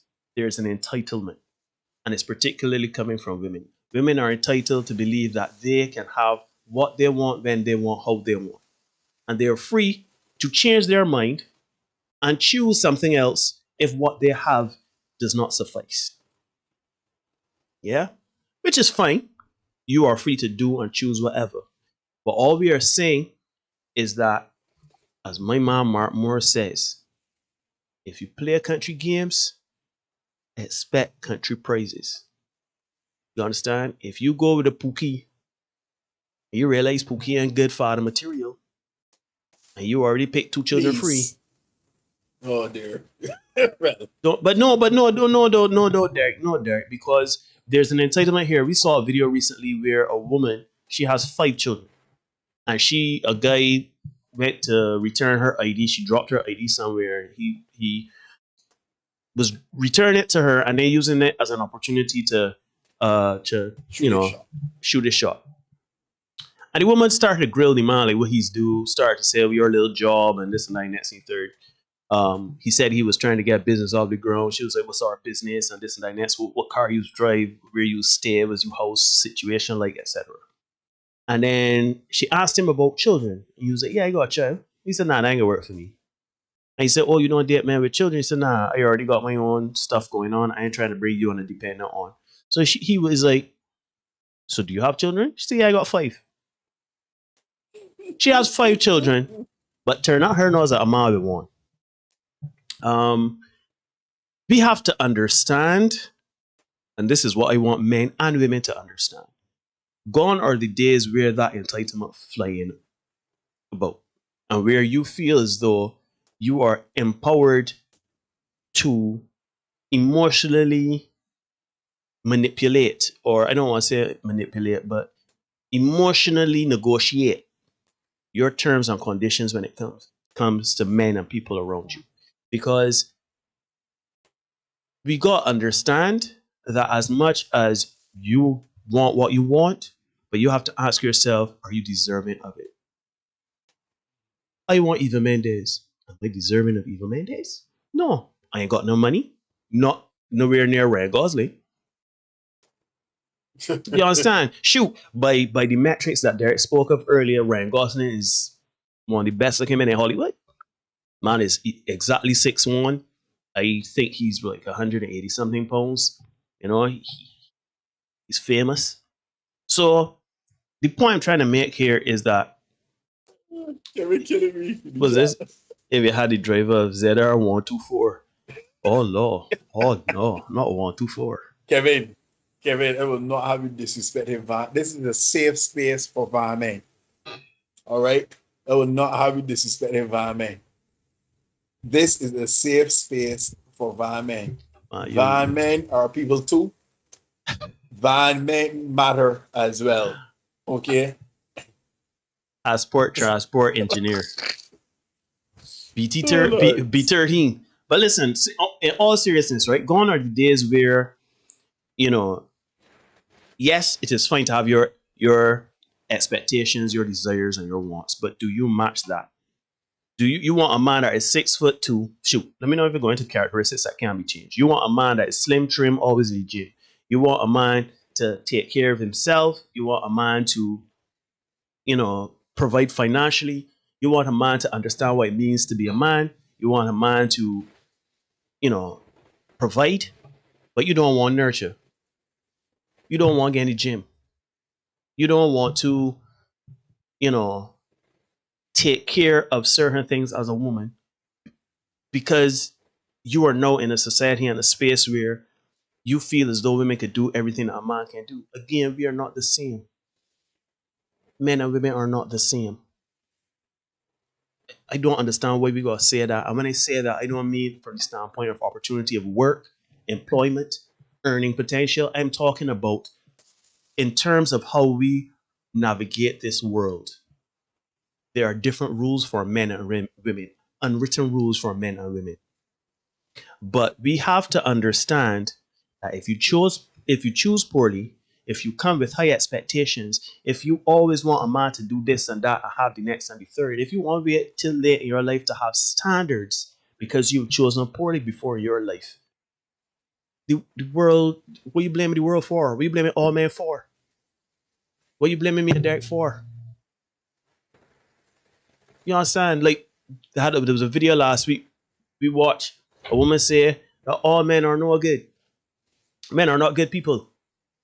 Yeah. Woman said men are not. She got a boyfriend. Woman said men are not good people. Men are not good people. She got a son too. Right. So shoot.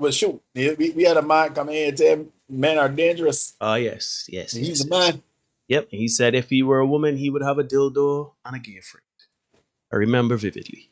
So yeah, so we gotta understand a few things here. We have to understand. Again, I'm gonna say, we are human beings, and human beings are capable of despicable things. Yes, that includes you women. We are all filled with evil intent. With that being said, we have to also understand that while we are capable of doing terrible things as a race, as the human race, you still have to understand that not everybody is evil, and not everybody is your ex. Not everybody's gonna put hands on you. Nobody's gonna emotionally manipulate you. Nobody is going to cheat on you. Not everybody's gonna do that. And if you are discerning, me and Derek met bad. Derek is a divorcee. You think Derek made bad decisions in his life? Yep. You think I made bad decisions in my life?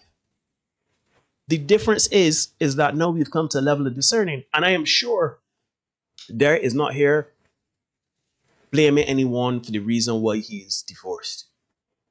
I am not blaming anyone for the things that happened to me in my past, because what it made me who I am today. So we have to come to an understanding, ladies and gentlemen, that the world owes you nothing. You have to work for what you want, and that means a relationship. You have to do the healing. You have to do the hard conversation, the unsexy conversation. You go again the gym. You got to take care of your health. You got to take care of your physical appearance. You have to get your money up, get your skills up. You have to be a nice person. You have to be agreeable. This is not a rule just for men, or it's just not a rule just for women. It is a rule that we should all live by. So with that being said, we are not going to allow, and you know, it's funny that this all comes right back around to how we started this entire podcast with talking about the space, the time for us to bring more balance to this space, right? It is as simple as, if you want balance, then let's really have the conversation and hold the same way men are held accountable every day by mainstream media. And people encourage women to not take any type of unhappiness Jada could get, but she red table and thought she need to learn how to love now and put all that sex business on Front Street. And that's eaten up by the consumers, the audiences. This space is for us. You want balance, you want equality. We want y'all to come in this space understanding that the same way women are being held accountable every day, we want women to be held accountable. And we want to understand that once y'all are being held accountable, and we understand that there is really a difference between men and women as it pertains to relationships and navigating this life, this world, then we can have a conversation. But it don't make sense letting us know that how we are going about what we are doing is not necessarily the right thing. We can lose subscribers and viewers if we continue down this path. And if we, keep covering certain things and we keep painting women as being terrible. Again, we don't paint nobody nowhere. We are not painters. There is paint. I don't paint. You understand? We don't paint. We are reporters. We are reporters. We give you a little entertainment, and we're commentators. So with that being said, choose better, be better, and do better for both men and women. Because you having 5 children from 3 baby daddies ain't on that ain't on me, ain't on Derek, it ain't on Justin, Kevin, it ain't on Francis down the street. That on you, sweetheart. Man, you got a woman, right? That always manipulating you emotionally, always crawling and carrying on about how you do things in the house, right? Ready to get through your phone and do all sorts of things. You bear stress. Who's your little friend that you're talking to? That on you, brother. That is not on any woman around the place. That on you, because you chose poorly. So once we could come to that understanding, you can enter the space. And the thing about it is, Derek, every episode, we start with warning. Open-mindedness is advice. Open-mindedness is advised. Anyhow, I don't know if anybody wants to call in. I put the link in. Yeah, I see Yeah, man. the villain himself. Lord man, he might even got Yes, the he is. He's might here. even got the Joker as he avatar. Real A villain. true villain. Villainous villain of the villainous kind. Yeah, we get ready to wrap up, Neil. So I would say some stuff. We can have a little bit of levity before we get out of here. Mhm. While we wait for somebody to call in. You know what I mean? You must see he's saying something. Man said, well, 8 videos. I mean 8 pictures. All right. Yeah, just trying to get them over. Yeah, just let me. All right, you can go. Give me a couple of minutes. So as Neil would have said, open-mindedness is advice. Some of these things might be termed as a little. I'm not fan. This whole man see it, right? You ready, Neil? You ready for me? Wait now. Wait, it's a lot. It's a lot. Let me start with which one you want to start with. However you roll them out. All right. Let me start. let me start with. Let me start with the tape. Yeah, this tent looks like it's 35 and ready to settle down. Yeah. Let me find another one here. Hold on a minute. We going with the one with the rock. Sure, yeah. This is how guys see it, huh? How women view height. Now, the rock in reality is 6'5". So you know how tall the other guy is. Tom Cruise is not 5'11" by any stretch of the imagination. But that's how they say women see it, right? Tom Cruise is like 5'7". Something like that. Right. We got Who God Sings. Yeah, when God sends you a sign. That's stuff funny. We got this picture here. Don't worry, baby. He's just a nerd. He's just a nerd. Why do they always pick thugs? And see that this is stuff that's on the internet, right? I don't make this. I ain't got these kind of graphic skills, and you can tell you I didn't make this up. Years later, she's like, "Hey, baby, remember me? Beat it, chick." And then she asks, "Why can't I find a good man?" Where are all the good men gone? And they got 5'9" guy. Yeah, 5'9" guy. And then ladies like, "Sorry, I don't date get short guys. I prefer men to be 6 feet." This is a fat baby. Anyhow, we got my mom Morgan. Yeah, I don't care how beautiful you are. If your personality is ugly, you are ugly. Oh, that is a fact. We got Black Women Be Late. Too nice, too lame, too weird, too nerdy. Yes, real ninjas. Zadie, I want to have his baby. Then she says, "There's no real man out here. I can't believe he left me pregnant." Ninjas ain't shit. And then we got the last one, Men Settle. Men settle where they find peace, not beauty. So that is back to Fergie's point at the very beginning. A nice 6, and it will work. You know what I mean? Mm-hmm. A nice 6, and it will work. Just kind of waiting around a little bit, see if anybody wants to call in. It doesn't seem like if anybody wants to kneel, so. Well, anybody, that was the last call, people. If you want to call in, say something, have a word, let us know how your house school keeping shoot. You know what? We can have a special treat. You could call in and let me know if we talking junk, if we think we are not really balanced. You could call in and you can say your piece on how you feel about the space, how you feel about the content, not just what we're talking about today, tonight, but call in and let's have a discussion. Yeah. Who want roast? We call in a roast. Call in a roast, shoot. But don't roast, because I want constructive criticism. Let me put it like that. I want constructive criticism. No ad hominem attacks. Yeah. So call in and make your points. I'll be good with that. So the phone lines are open. Be prepared to defend them, though. Be prepared to defend them. Right, I pinned. Don't think you run up in here and say we want to and then like. And I still got the same pin, right? Yeah, pinned. So y'all can click the link. You don't have to have Skype to join. It's pretty simple. Just click on it and let me get it going. Gotta play that Jeopardy music. But yes, you are watching the Senate podcast. Where right, so you can like, comment, subscribe, hit the notification bell so you don't miss anything. We got another short coming out yesterday. We put out a short pretty late. That was on me, but I can try to get that one a little earlier. But check it out. Go and watch it. Yeah, man. It seems like some people waiting for the shorts like crack, as one guy said. Yeah. We will definitely try to make sure that you get those shorts coming. Yeah. And you can enjoy them while you're at work on the job. And ignore your employer's work.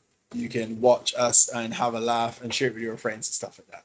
Right. And you can like, you can comment, you can subscribe, you could dislike. You can also contact us if you have anything you want to send us or anything you want us to review or whatever. Send it in session@gmail.com is where you can send that stuff. We are on Facebook, obviously YouTube here, the Senate Podcast, and the Senate Podcast 246 on Instagram. Again, we do not mind criticism. Just keep it respectful and be mindful of what we're trying to do here. Yeah. We are not going to. Boy, is that kind of time? Yeah, I ain't seen nobody joining. Wait, hold on. Somebody coming in at the buzzer, boy. Somebody coming in at the buzzer, boy. Let me see what they say. I see the person there. Let me try to get them.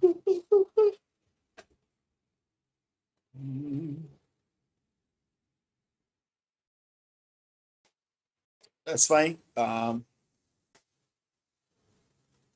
There's always next week. You know what I mean?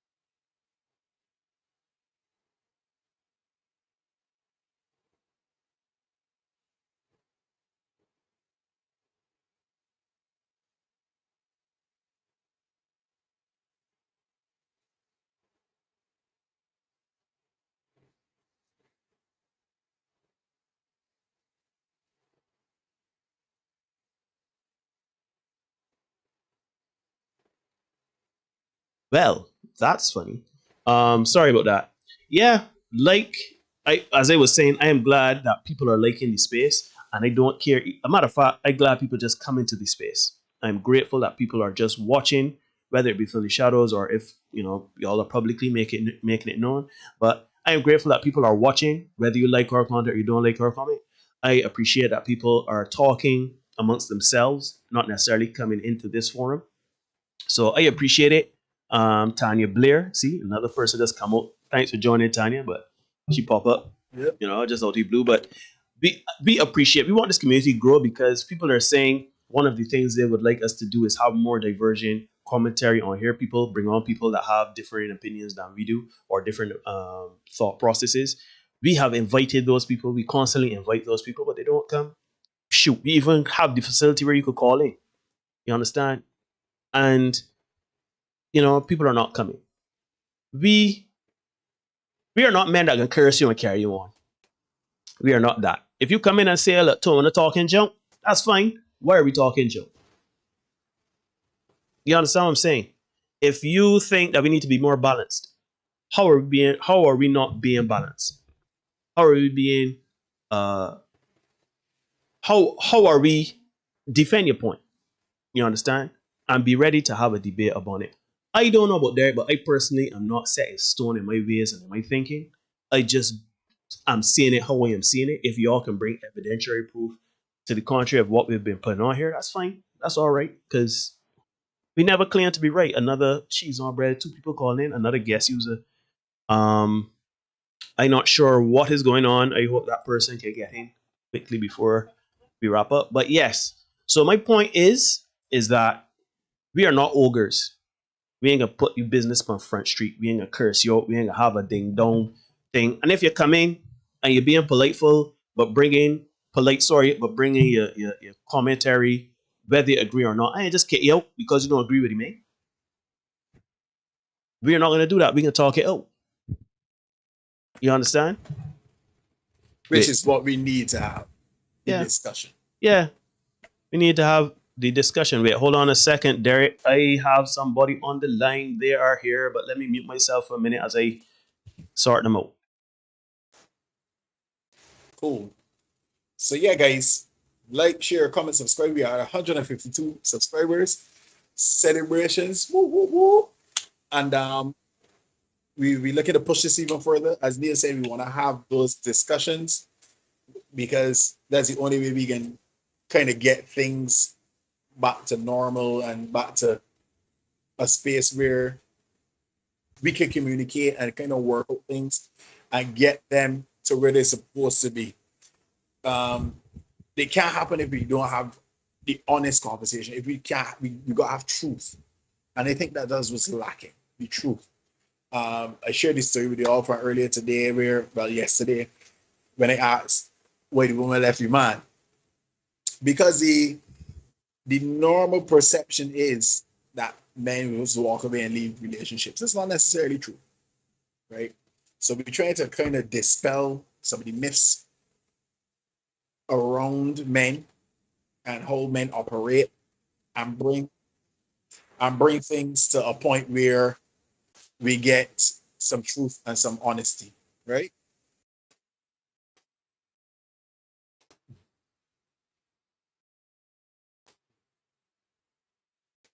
Yeah. You ready for me, Daniel? Cool. We're just trying to get the guests sorted out, guys. So just give us a second or two to ensure that is correct. Everything cool. I guess you there? Yeah.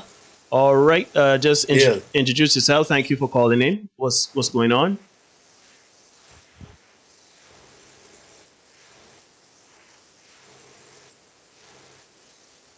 Oh yeah. Yeah.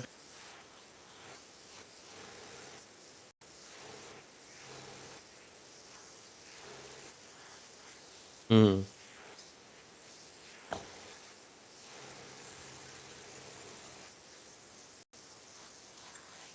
They're not hearing Jaleel apparently, Neil. They can't hear wait. Jaleel, you there?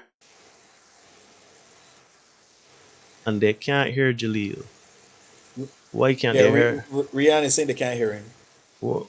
Wait. Hold on. Let me figure this out. Oh dear. Output that.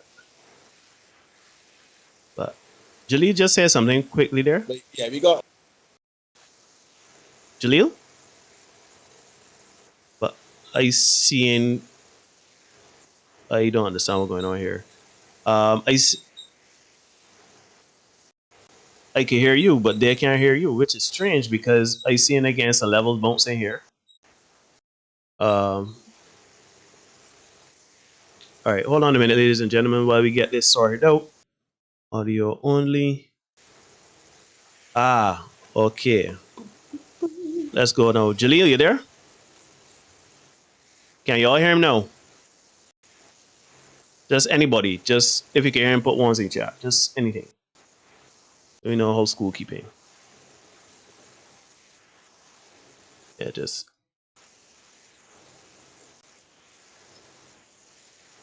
Yeah. Yeah, this is I don't understand it. Sound check again. They still ain't hearing him. Why is that? All right, Derek, you can go say some stuff while I figure this out, but I don't understand why. All right, no problem. Apparently, my job is to fill the gaps. So yeah, for tonight we're talking about choosing, making those choices for a partner. Yeah, man. Making sure that you choose correctly. Welcome to Tanya Blair. Don't know you, can't say that I know you, but welcome. We're glad to have you. Right. Hope you're coming back. Bring some people with you. Can you hear him now? Subscribed as well. Jaleel. Yeah. Can you hear Jaleel now? Somebody just let me know if you can hear. I see two Yeah. ones. See me I'm putting Hear me, two Derek? ones. Yeah. Apparently Yeah, they he got can hear you you, now. but he This just making sure that. All right, cool. Yeah, you can hear him now. I don't understand why that did that. Yeah, we got you. We got you. Yeah. Okay. All right. Learn something on the job. All right. Cool. Let's go. Yeah, Jaleel, introduce yourself and let me go again. Right. So good night to the entire chat, and once again, big hail to the Senate podcast crew. Love we all doing. Love Big y'all hit. stuff. So my name is Jaleel. Appreciate it. Thank you. I'm not gonna state my age. That's for y'all ladies to figure out. But let me just say, I'm happily Jaleel, I hope taken. you ain't coming out here, No Jaleel, offense to to shoot y'all you guys. shot. Oh, you come in here to shoot you shot, you know. This ain't that kind of fun. Anyhow, go ahead, brother. Hey, but let me just. I'll definitely say that I've had my share of experiences with with the whole dating scene and stuff. I would say I am not of of y'all height, the goal height, as some women would say. But Bumbleclot. I pulled. I could say I pulled in a couple of 8s and 9s, in my my late teens, early 20s, and truth is, one, I think I said it in chat earlier. One was a stuck-up B, which was the truth, and haven't seen her since. But another one that I was with, she was a very, very sweet young lady, very sweet, short young lady. But we had law disagreements and that kind of stuff. So with that, I broke up with her. To then find out later that she was in the she was behind closed doors with somebody that was taller than me. These tall men doing So- damage. Not these, we. So- We are tall man, Derek. No, it wasn't me though, Yeah. Jaleel. It wasn't me. But I know it wasn't you. No, I don't worry. But the funny thing is, when I hope it wasn't me. the funny thing is, when I go saw ahead. her, when I saw her a couple of years ago, she was expecting the child, and I see the boyfriend. Of course. When I purposely squared with the boyfriend, he same height as me. I was like, hold a minute, some boy gave me wrong information here. You know what I'm saying? I mean, Not I necessarily. mean, No, I was just about to say not he was necessarily. smaller than me. I would definitely say that he was smaller than me. He was definitely smaller than me. But when I square with him, man, Smaller, are you a you wrong big same height as me, big so short? it's like, Wait, Jaleel, you're a big short guy. yeah, you could. Well, not short. I'm above average height. That's what. Wait. Derek, no. This Derek, no. is Jalila. This is Jalila. We used to play basketball with. No. No. No. I basketball, in a basketball talk, but let me tell you, Okay. I kind of Very excellent musician though. Okay. Yeah, Fair enough. But yeah,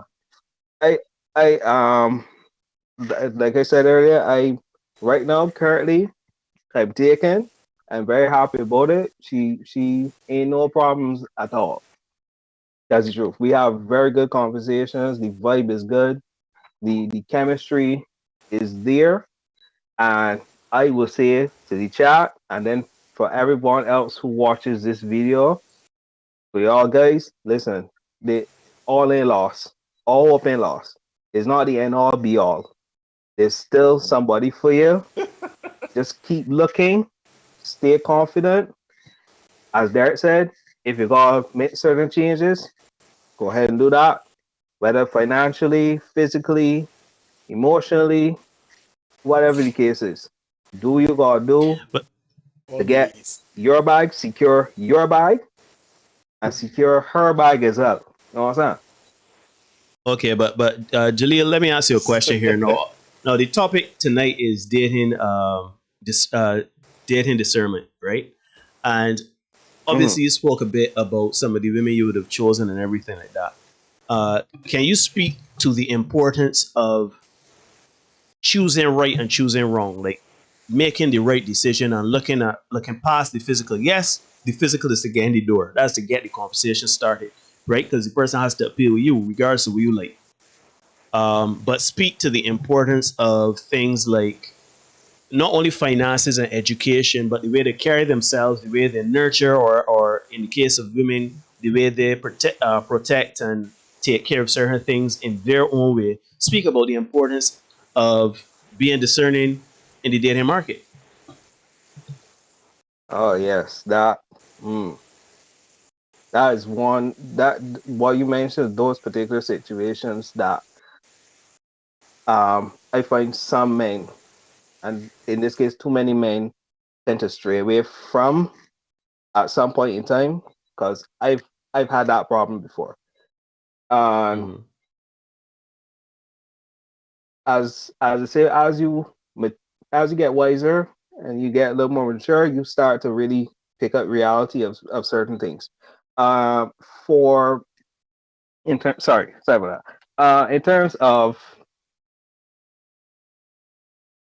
how, in terms of decorum, as my former principal used to say, the decorum, the way the way a woman brings out herself to you, as I said, first impressions always count.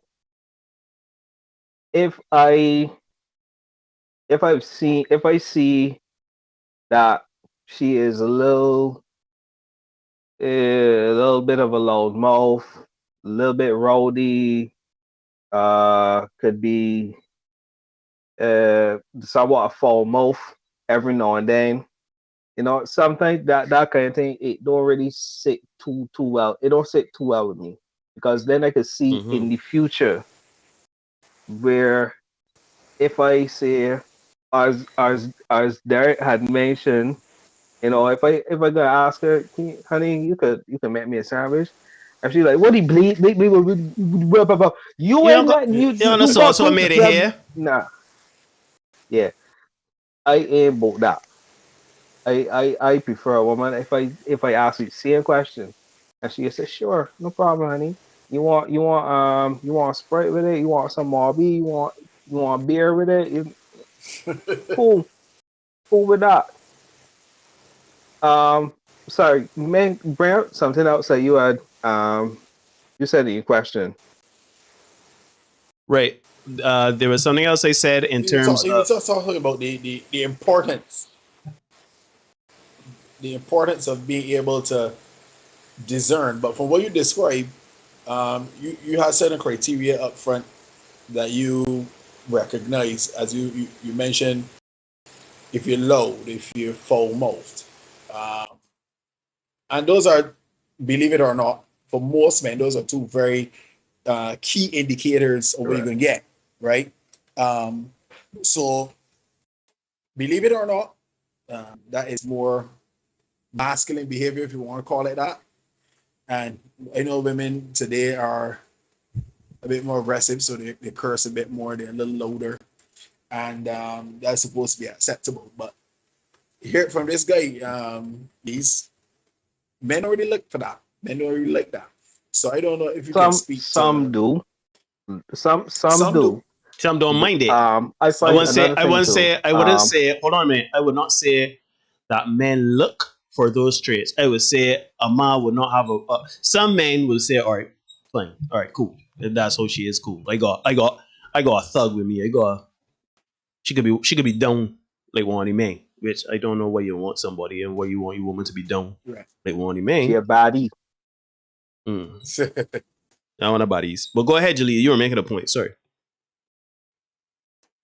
Yes, you were actually you took some of the words off my mouth.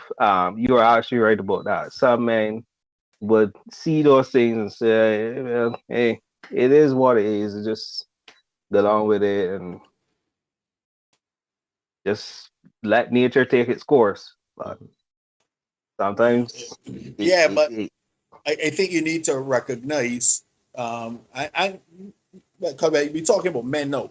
need to recognize what you, as you talked about that first impression. So if you see that first impression, and as you said, I can use the examples you use: loud, foul mouthed. And if you know you don't like that as a man, it don't make sense going into something like that. Exactly. Let that go alone. Because the things you didn't like or you didn't see, that stuff is going to come to you directly, eventually. You know what I mean? So it might not be directed at you in the initial stages because you know they got the feeling out in the beginning, the beginning stages, everybody put on the best behavior. But then when they get down the road and they shine off, you ball, all of a sudden it's like, you know, as you say, she telling you about your parents, you know what I mean? I tell you to turn out your mother. So you don't really want that. Right? If you see them key indicators up front, just let it out. Yep. It is true. I completely agree. Yeah. But I still say it's all right to talk about discernment, but let's not act like there are not some chameleons out there. A lot of Jekylls and Hydes out there. Right. Yeah. Completely agreed. And flip plan. And here's the thing. China says she agrees. Yeah. I just want to mention to let's understand too that women, this also applies to you in that sometimes you guys look past certain things. All right, he's a bit, soft in terms of dealing with certain things that I believe a man should deal with, or he is not necessarily as clean shaven or attractive as I think I would like him, or like the same thing that Jada did essentially, right? Like she saw past certain things and still went with Bill, and look, she two of them in a bag of problems now every other week, them taking up a timeline for social media. I think it is important for you to understand you, and that's why I say from the jump, you gotta understand who you are and what you're about and what you're looking for, what you're looking to attract. Now, are you that you attract? Because a man come along, shoot, I come along, I talking to you. You don't like men with enough hair. You don't like men that red skin. You don't like men that play video games, right? But you still say, but you know what? He cute, he intelligent. Let me run road with this man. And 8 years down the road, no, we living together. I off on Sunday, I here doing my work. Sorry, I off on Sunday playing video games. And you vex, you don't like the look of that, and you want done with me. Like, you gotta know what are your deal breakers. You gotta know things that you're on the fence about. You gotta know things that you're willing to accept. And I'm talking about before an engagement with a man, during the engagement with a man, and after that point, especially before marriage. Because when you get to that sort of stage where we living together and we married, you can't be no coming to tell me, yeah, I think I fall out in love with you. I need to learn how to love. I don't think you waste me and your time. What do you think about that, Jaleel?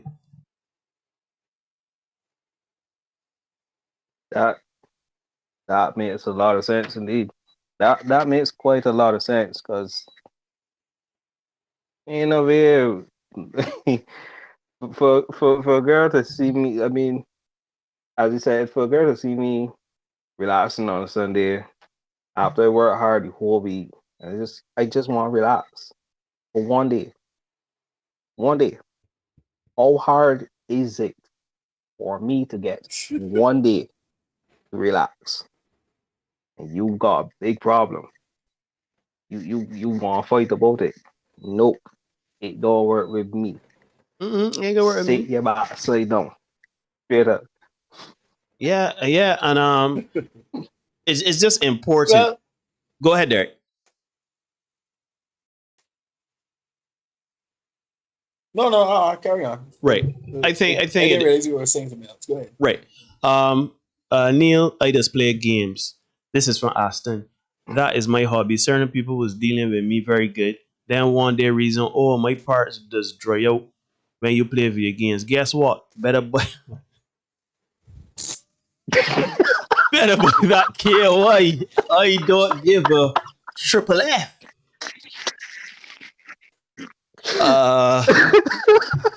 I agree. I don't know if I will put it exactly like that, but yeah, by and large, because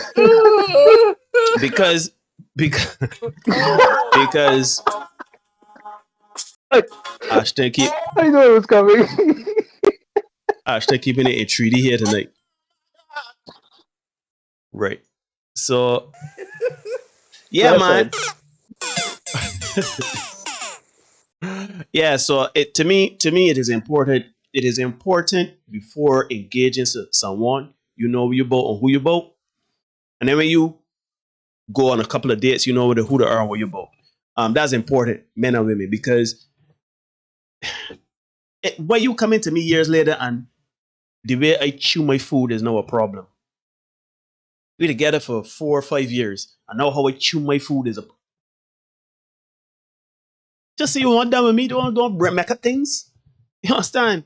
But if that is really a problem, but if you really are getting together with me, and we had several meals together, and we've gone out to several dinners, and we've cooked for each other and everything like that, and you know got a problem with the way I see after 5 years, like, nah, that ain't work with me. So let us be very. What sense it meant?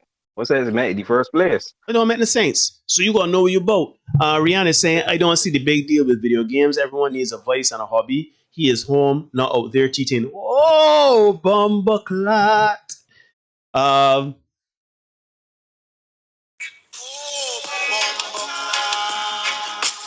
Again, video games. If the man playing video games to the detriment of the relationship, then that's a different kettle of fish. But Derek and I, we play basketball. We haven't played basketball in a little bit. Derek, Exactly. And go ahead.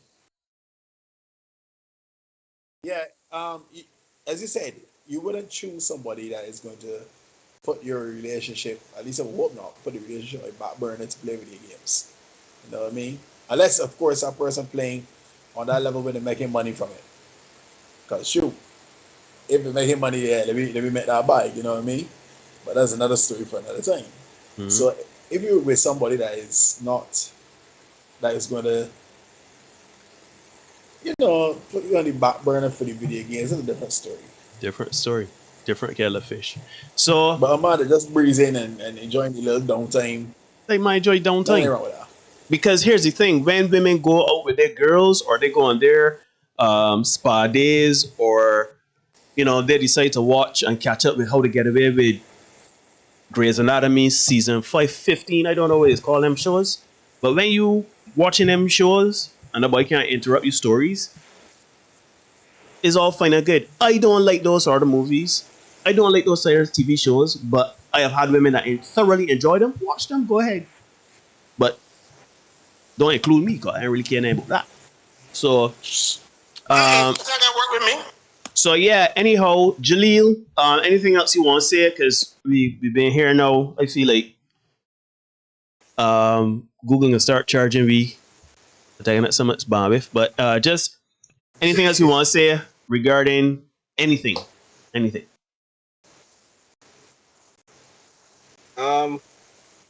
You can still hear me? Yeah. Good. Yeah, All man. right, cool. All I really gotta say is, well, to cap off, fellas, just be you. Just be yourself. Don't try to be anything. Don't try to be completely different. Don't try to be somebody else that you can't handle. Don't be showboating. And then next thing, your girl comes to your house and you got stuff, that supposed to go out of courts in 2 days. I hope I shooting out the body in this chat. But yeah, don't go over the top, as the old people say. Don't have the champagne money and you got a mobby pocket. Correct. They go with a lot of things. So yeah, that's appreciate it, man. That's my 2 cents. All right, man. Jaleel, thank you very much for joining us. They're 2 cents worth, more than 2 cents. Appreciate man. it, buddy. Yeah, thanks a lot for calling in. Yeah, man. We would continue watching the content. Thanks a lot. Share with your friends. Bring your friends. Bring especially hard-headed ones that don't want to listen to men and the women. Bring them too. Got too many in my WhatsApp contacts. Bring them, man. Bring them, man. You're younger too, so that's a younger demographic coming through. Bring them. All right, no problem, man. All right, man. Thanks for calling. All right, buddy. Yeah, man. Yes, ladies and gentlemen. Yes, thank you very much for joining. And I don't think anybody else want to call in. Ashton is saying one of these days I can tell one of the shite I really had to deal with because I done looking, done checking, I done. Can't pay a bill, but it won't tell you how to move. Oh boy. Whew. We can go call another time, boy. Ashton boy. Women have a way of hating Yeah. something she initially Ashton? loved. You were saying something about Ashton? No, I'm saying we would have to get a show where all the fellas just calling and share the stories. Yeah, we ain't got a That's a good topic that idea. night. We can just have a night with the fellas A could call call in. in. Let's call in and let me talk. You know what I mean? That's an Let me interesting know concept. if you feel that that's a good idea, guys. A call in, Because we can have one show for where the women fellas too, you just know. share the different Let's be stories. honest, Derek. We can have one for women too. Yeah. So yeah, let me. I think we can have a show like that where everybody just call in, share their stories, good and bad, Mm-hmm. So yeah, man.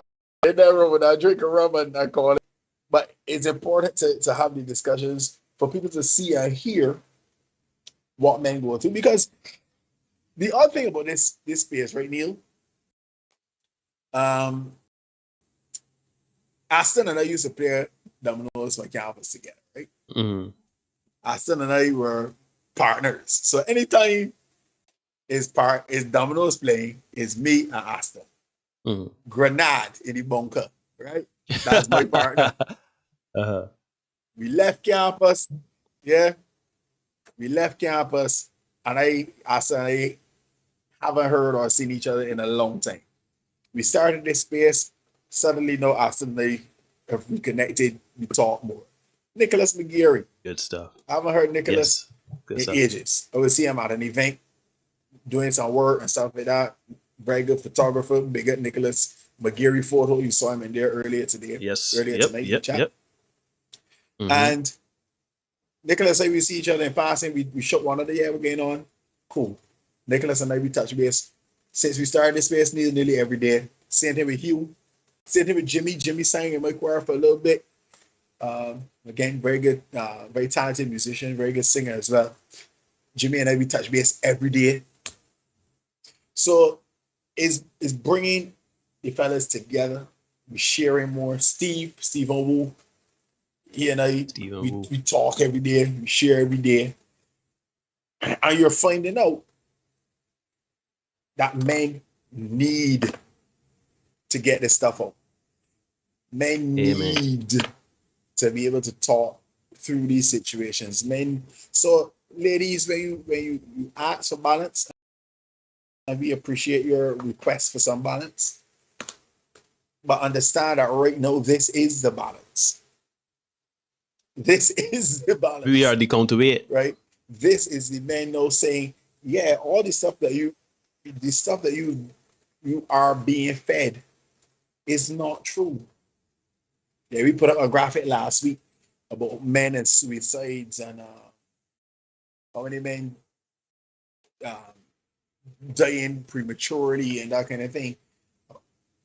And that stuff is unknown. You know what I mean? People don't really talk about it. People don't want to talk about it. Sure, my man here say he bitter. He bitter like RH. Like RH Marby Bar. You understand? So this is why like RH Bar, right? Steve is saying so glad for this in its space, live and online, has improved my mental health tremendously. I really appreciate it, Steve. Yeah. And we don't take that for granted. When we sometimes you have challenging days. It took me a long time to figure out how to word tonight's question for the green topic. That's why it came out so late too. Just trying to wrap my head around how to ask the questions. Mm-hmm. And I said, you know what? We kind of need to. I gotta get it done. I gotta get it done. So even while I was in the gym this evening, I was working on it. Believe it or not, on the elliptical trying to work figure out how to word this thing, how to get it done. Because it's important. Mm-hmm. It's important because there's a lot of stuff that is being propagated that is not necessarily accurate, and it doesn't do men any favors, and it doesn't do the women who are looking to be involved with men any favors either.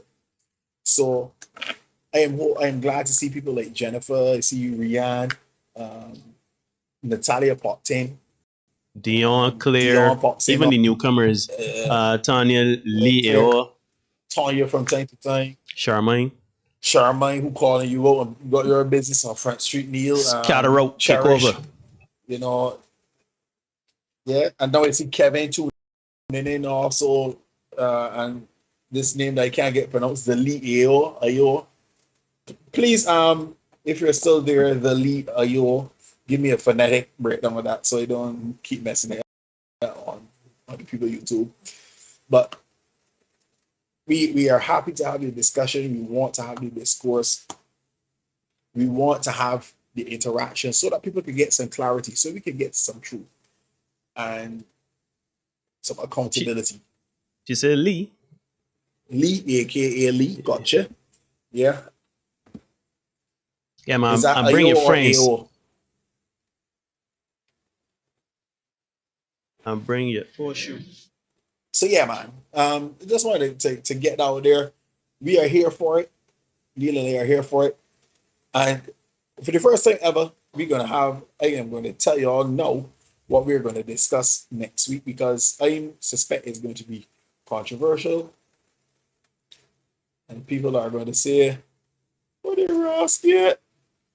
We're going to see topic, if I can find it. And this was a screenshot that somebody sent to me. So Neil, this is what we're going to be dealing with next week. This is going to trigger me before you open your chat. It's going to trigger me. Gotcha.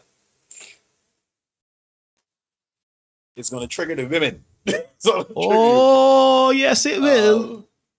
Yes, it will. Let me put that up on screen right now. So get one a hard hat and dig in. So this is what we're going to be looking at on Tuesday, guys. All right. Appreciate Kevin for bringing you here. And we appreciate the fact you're up. And even though he's falling asleep, we appreciate it. Thank you so much for coming through. Right. So we up on screen now.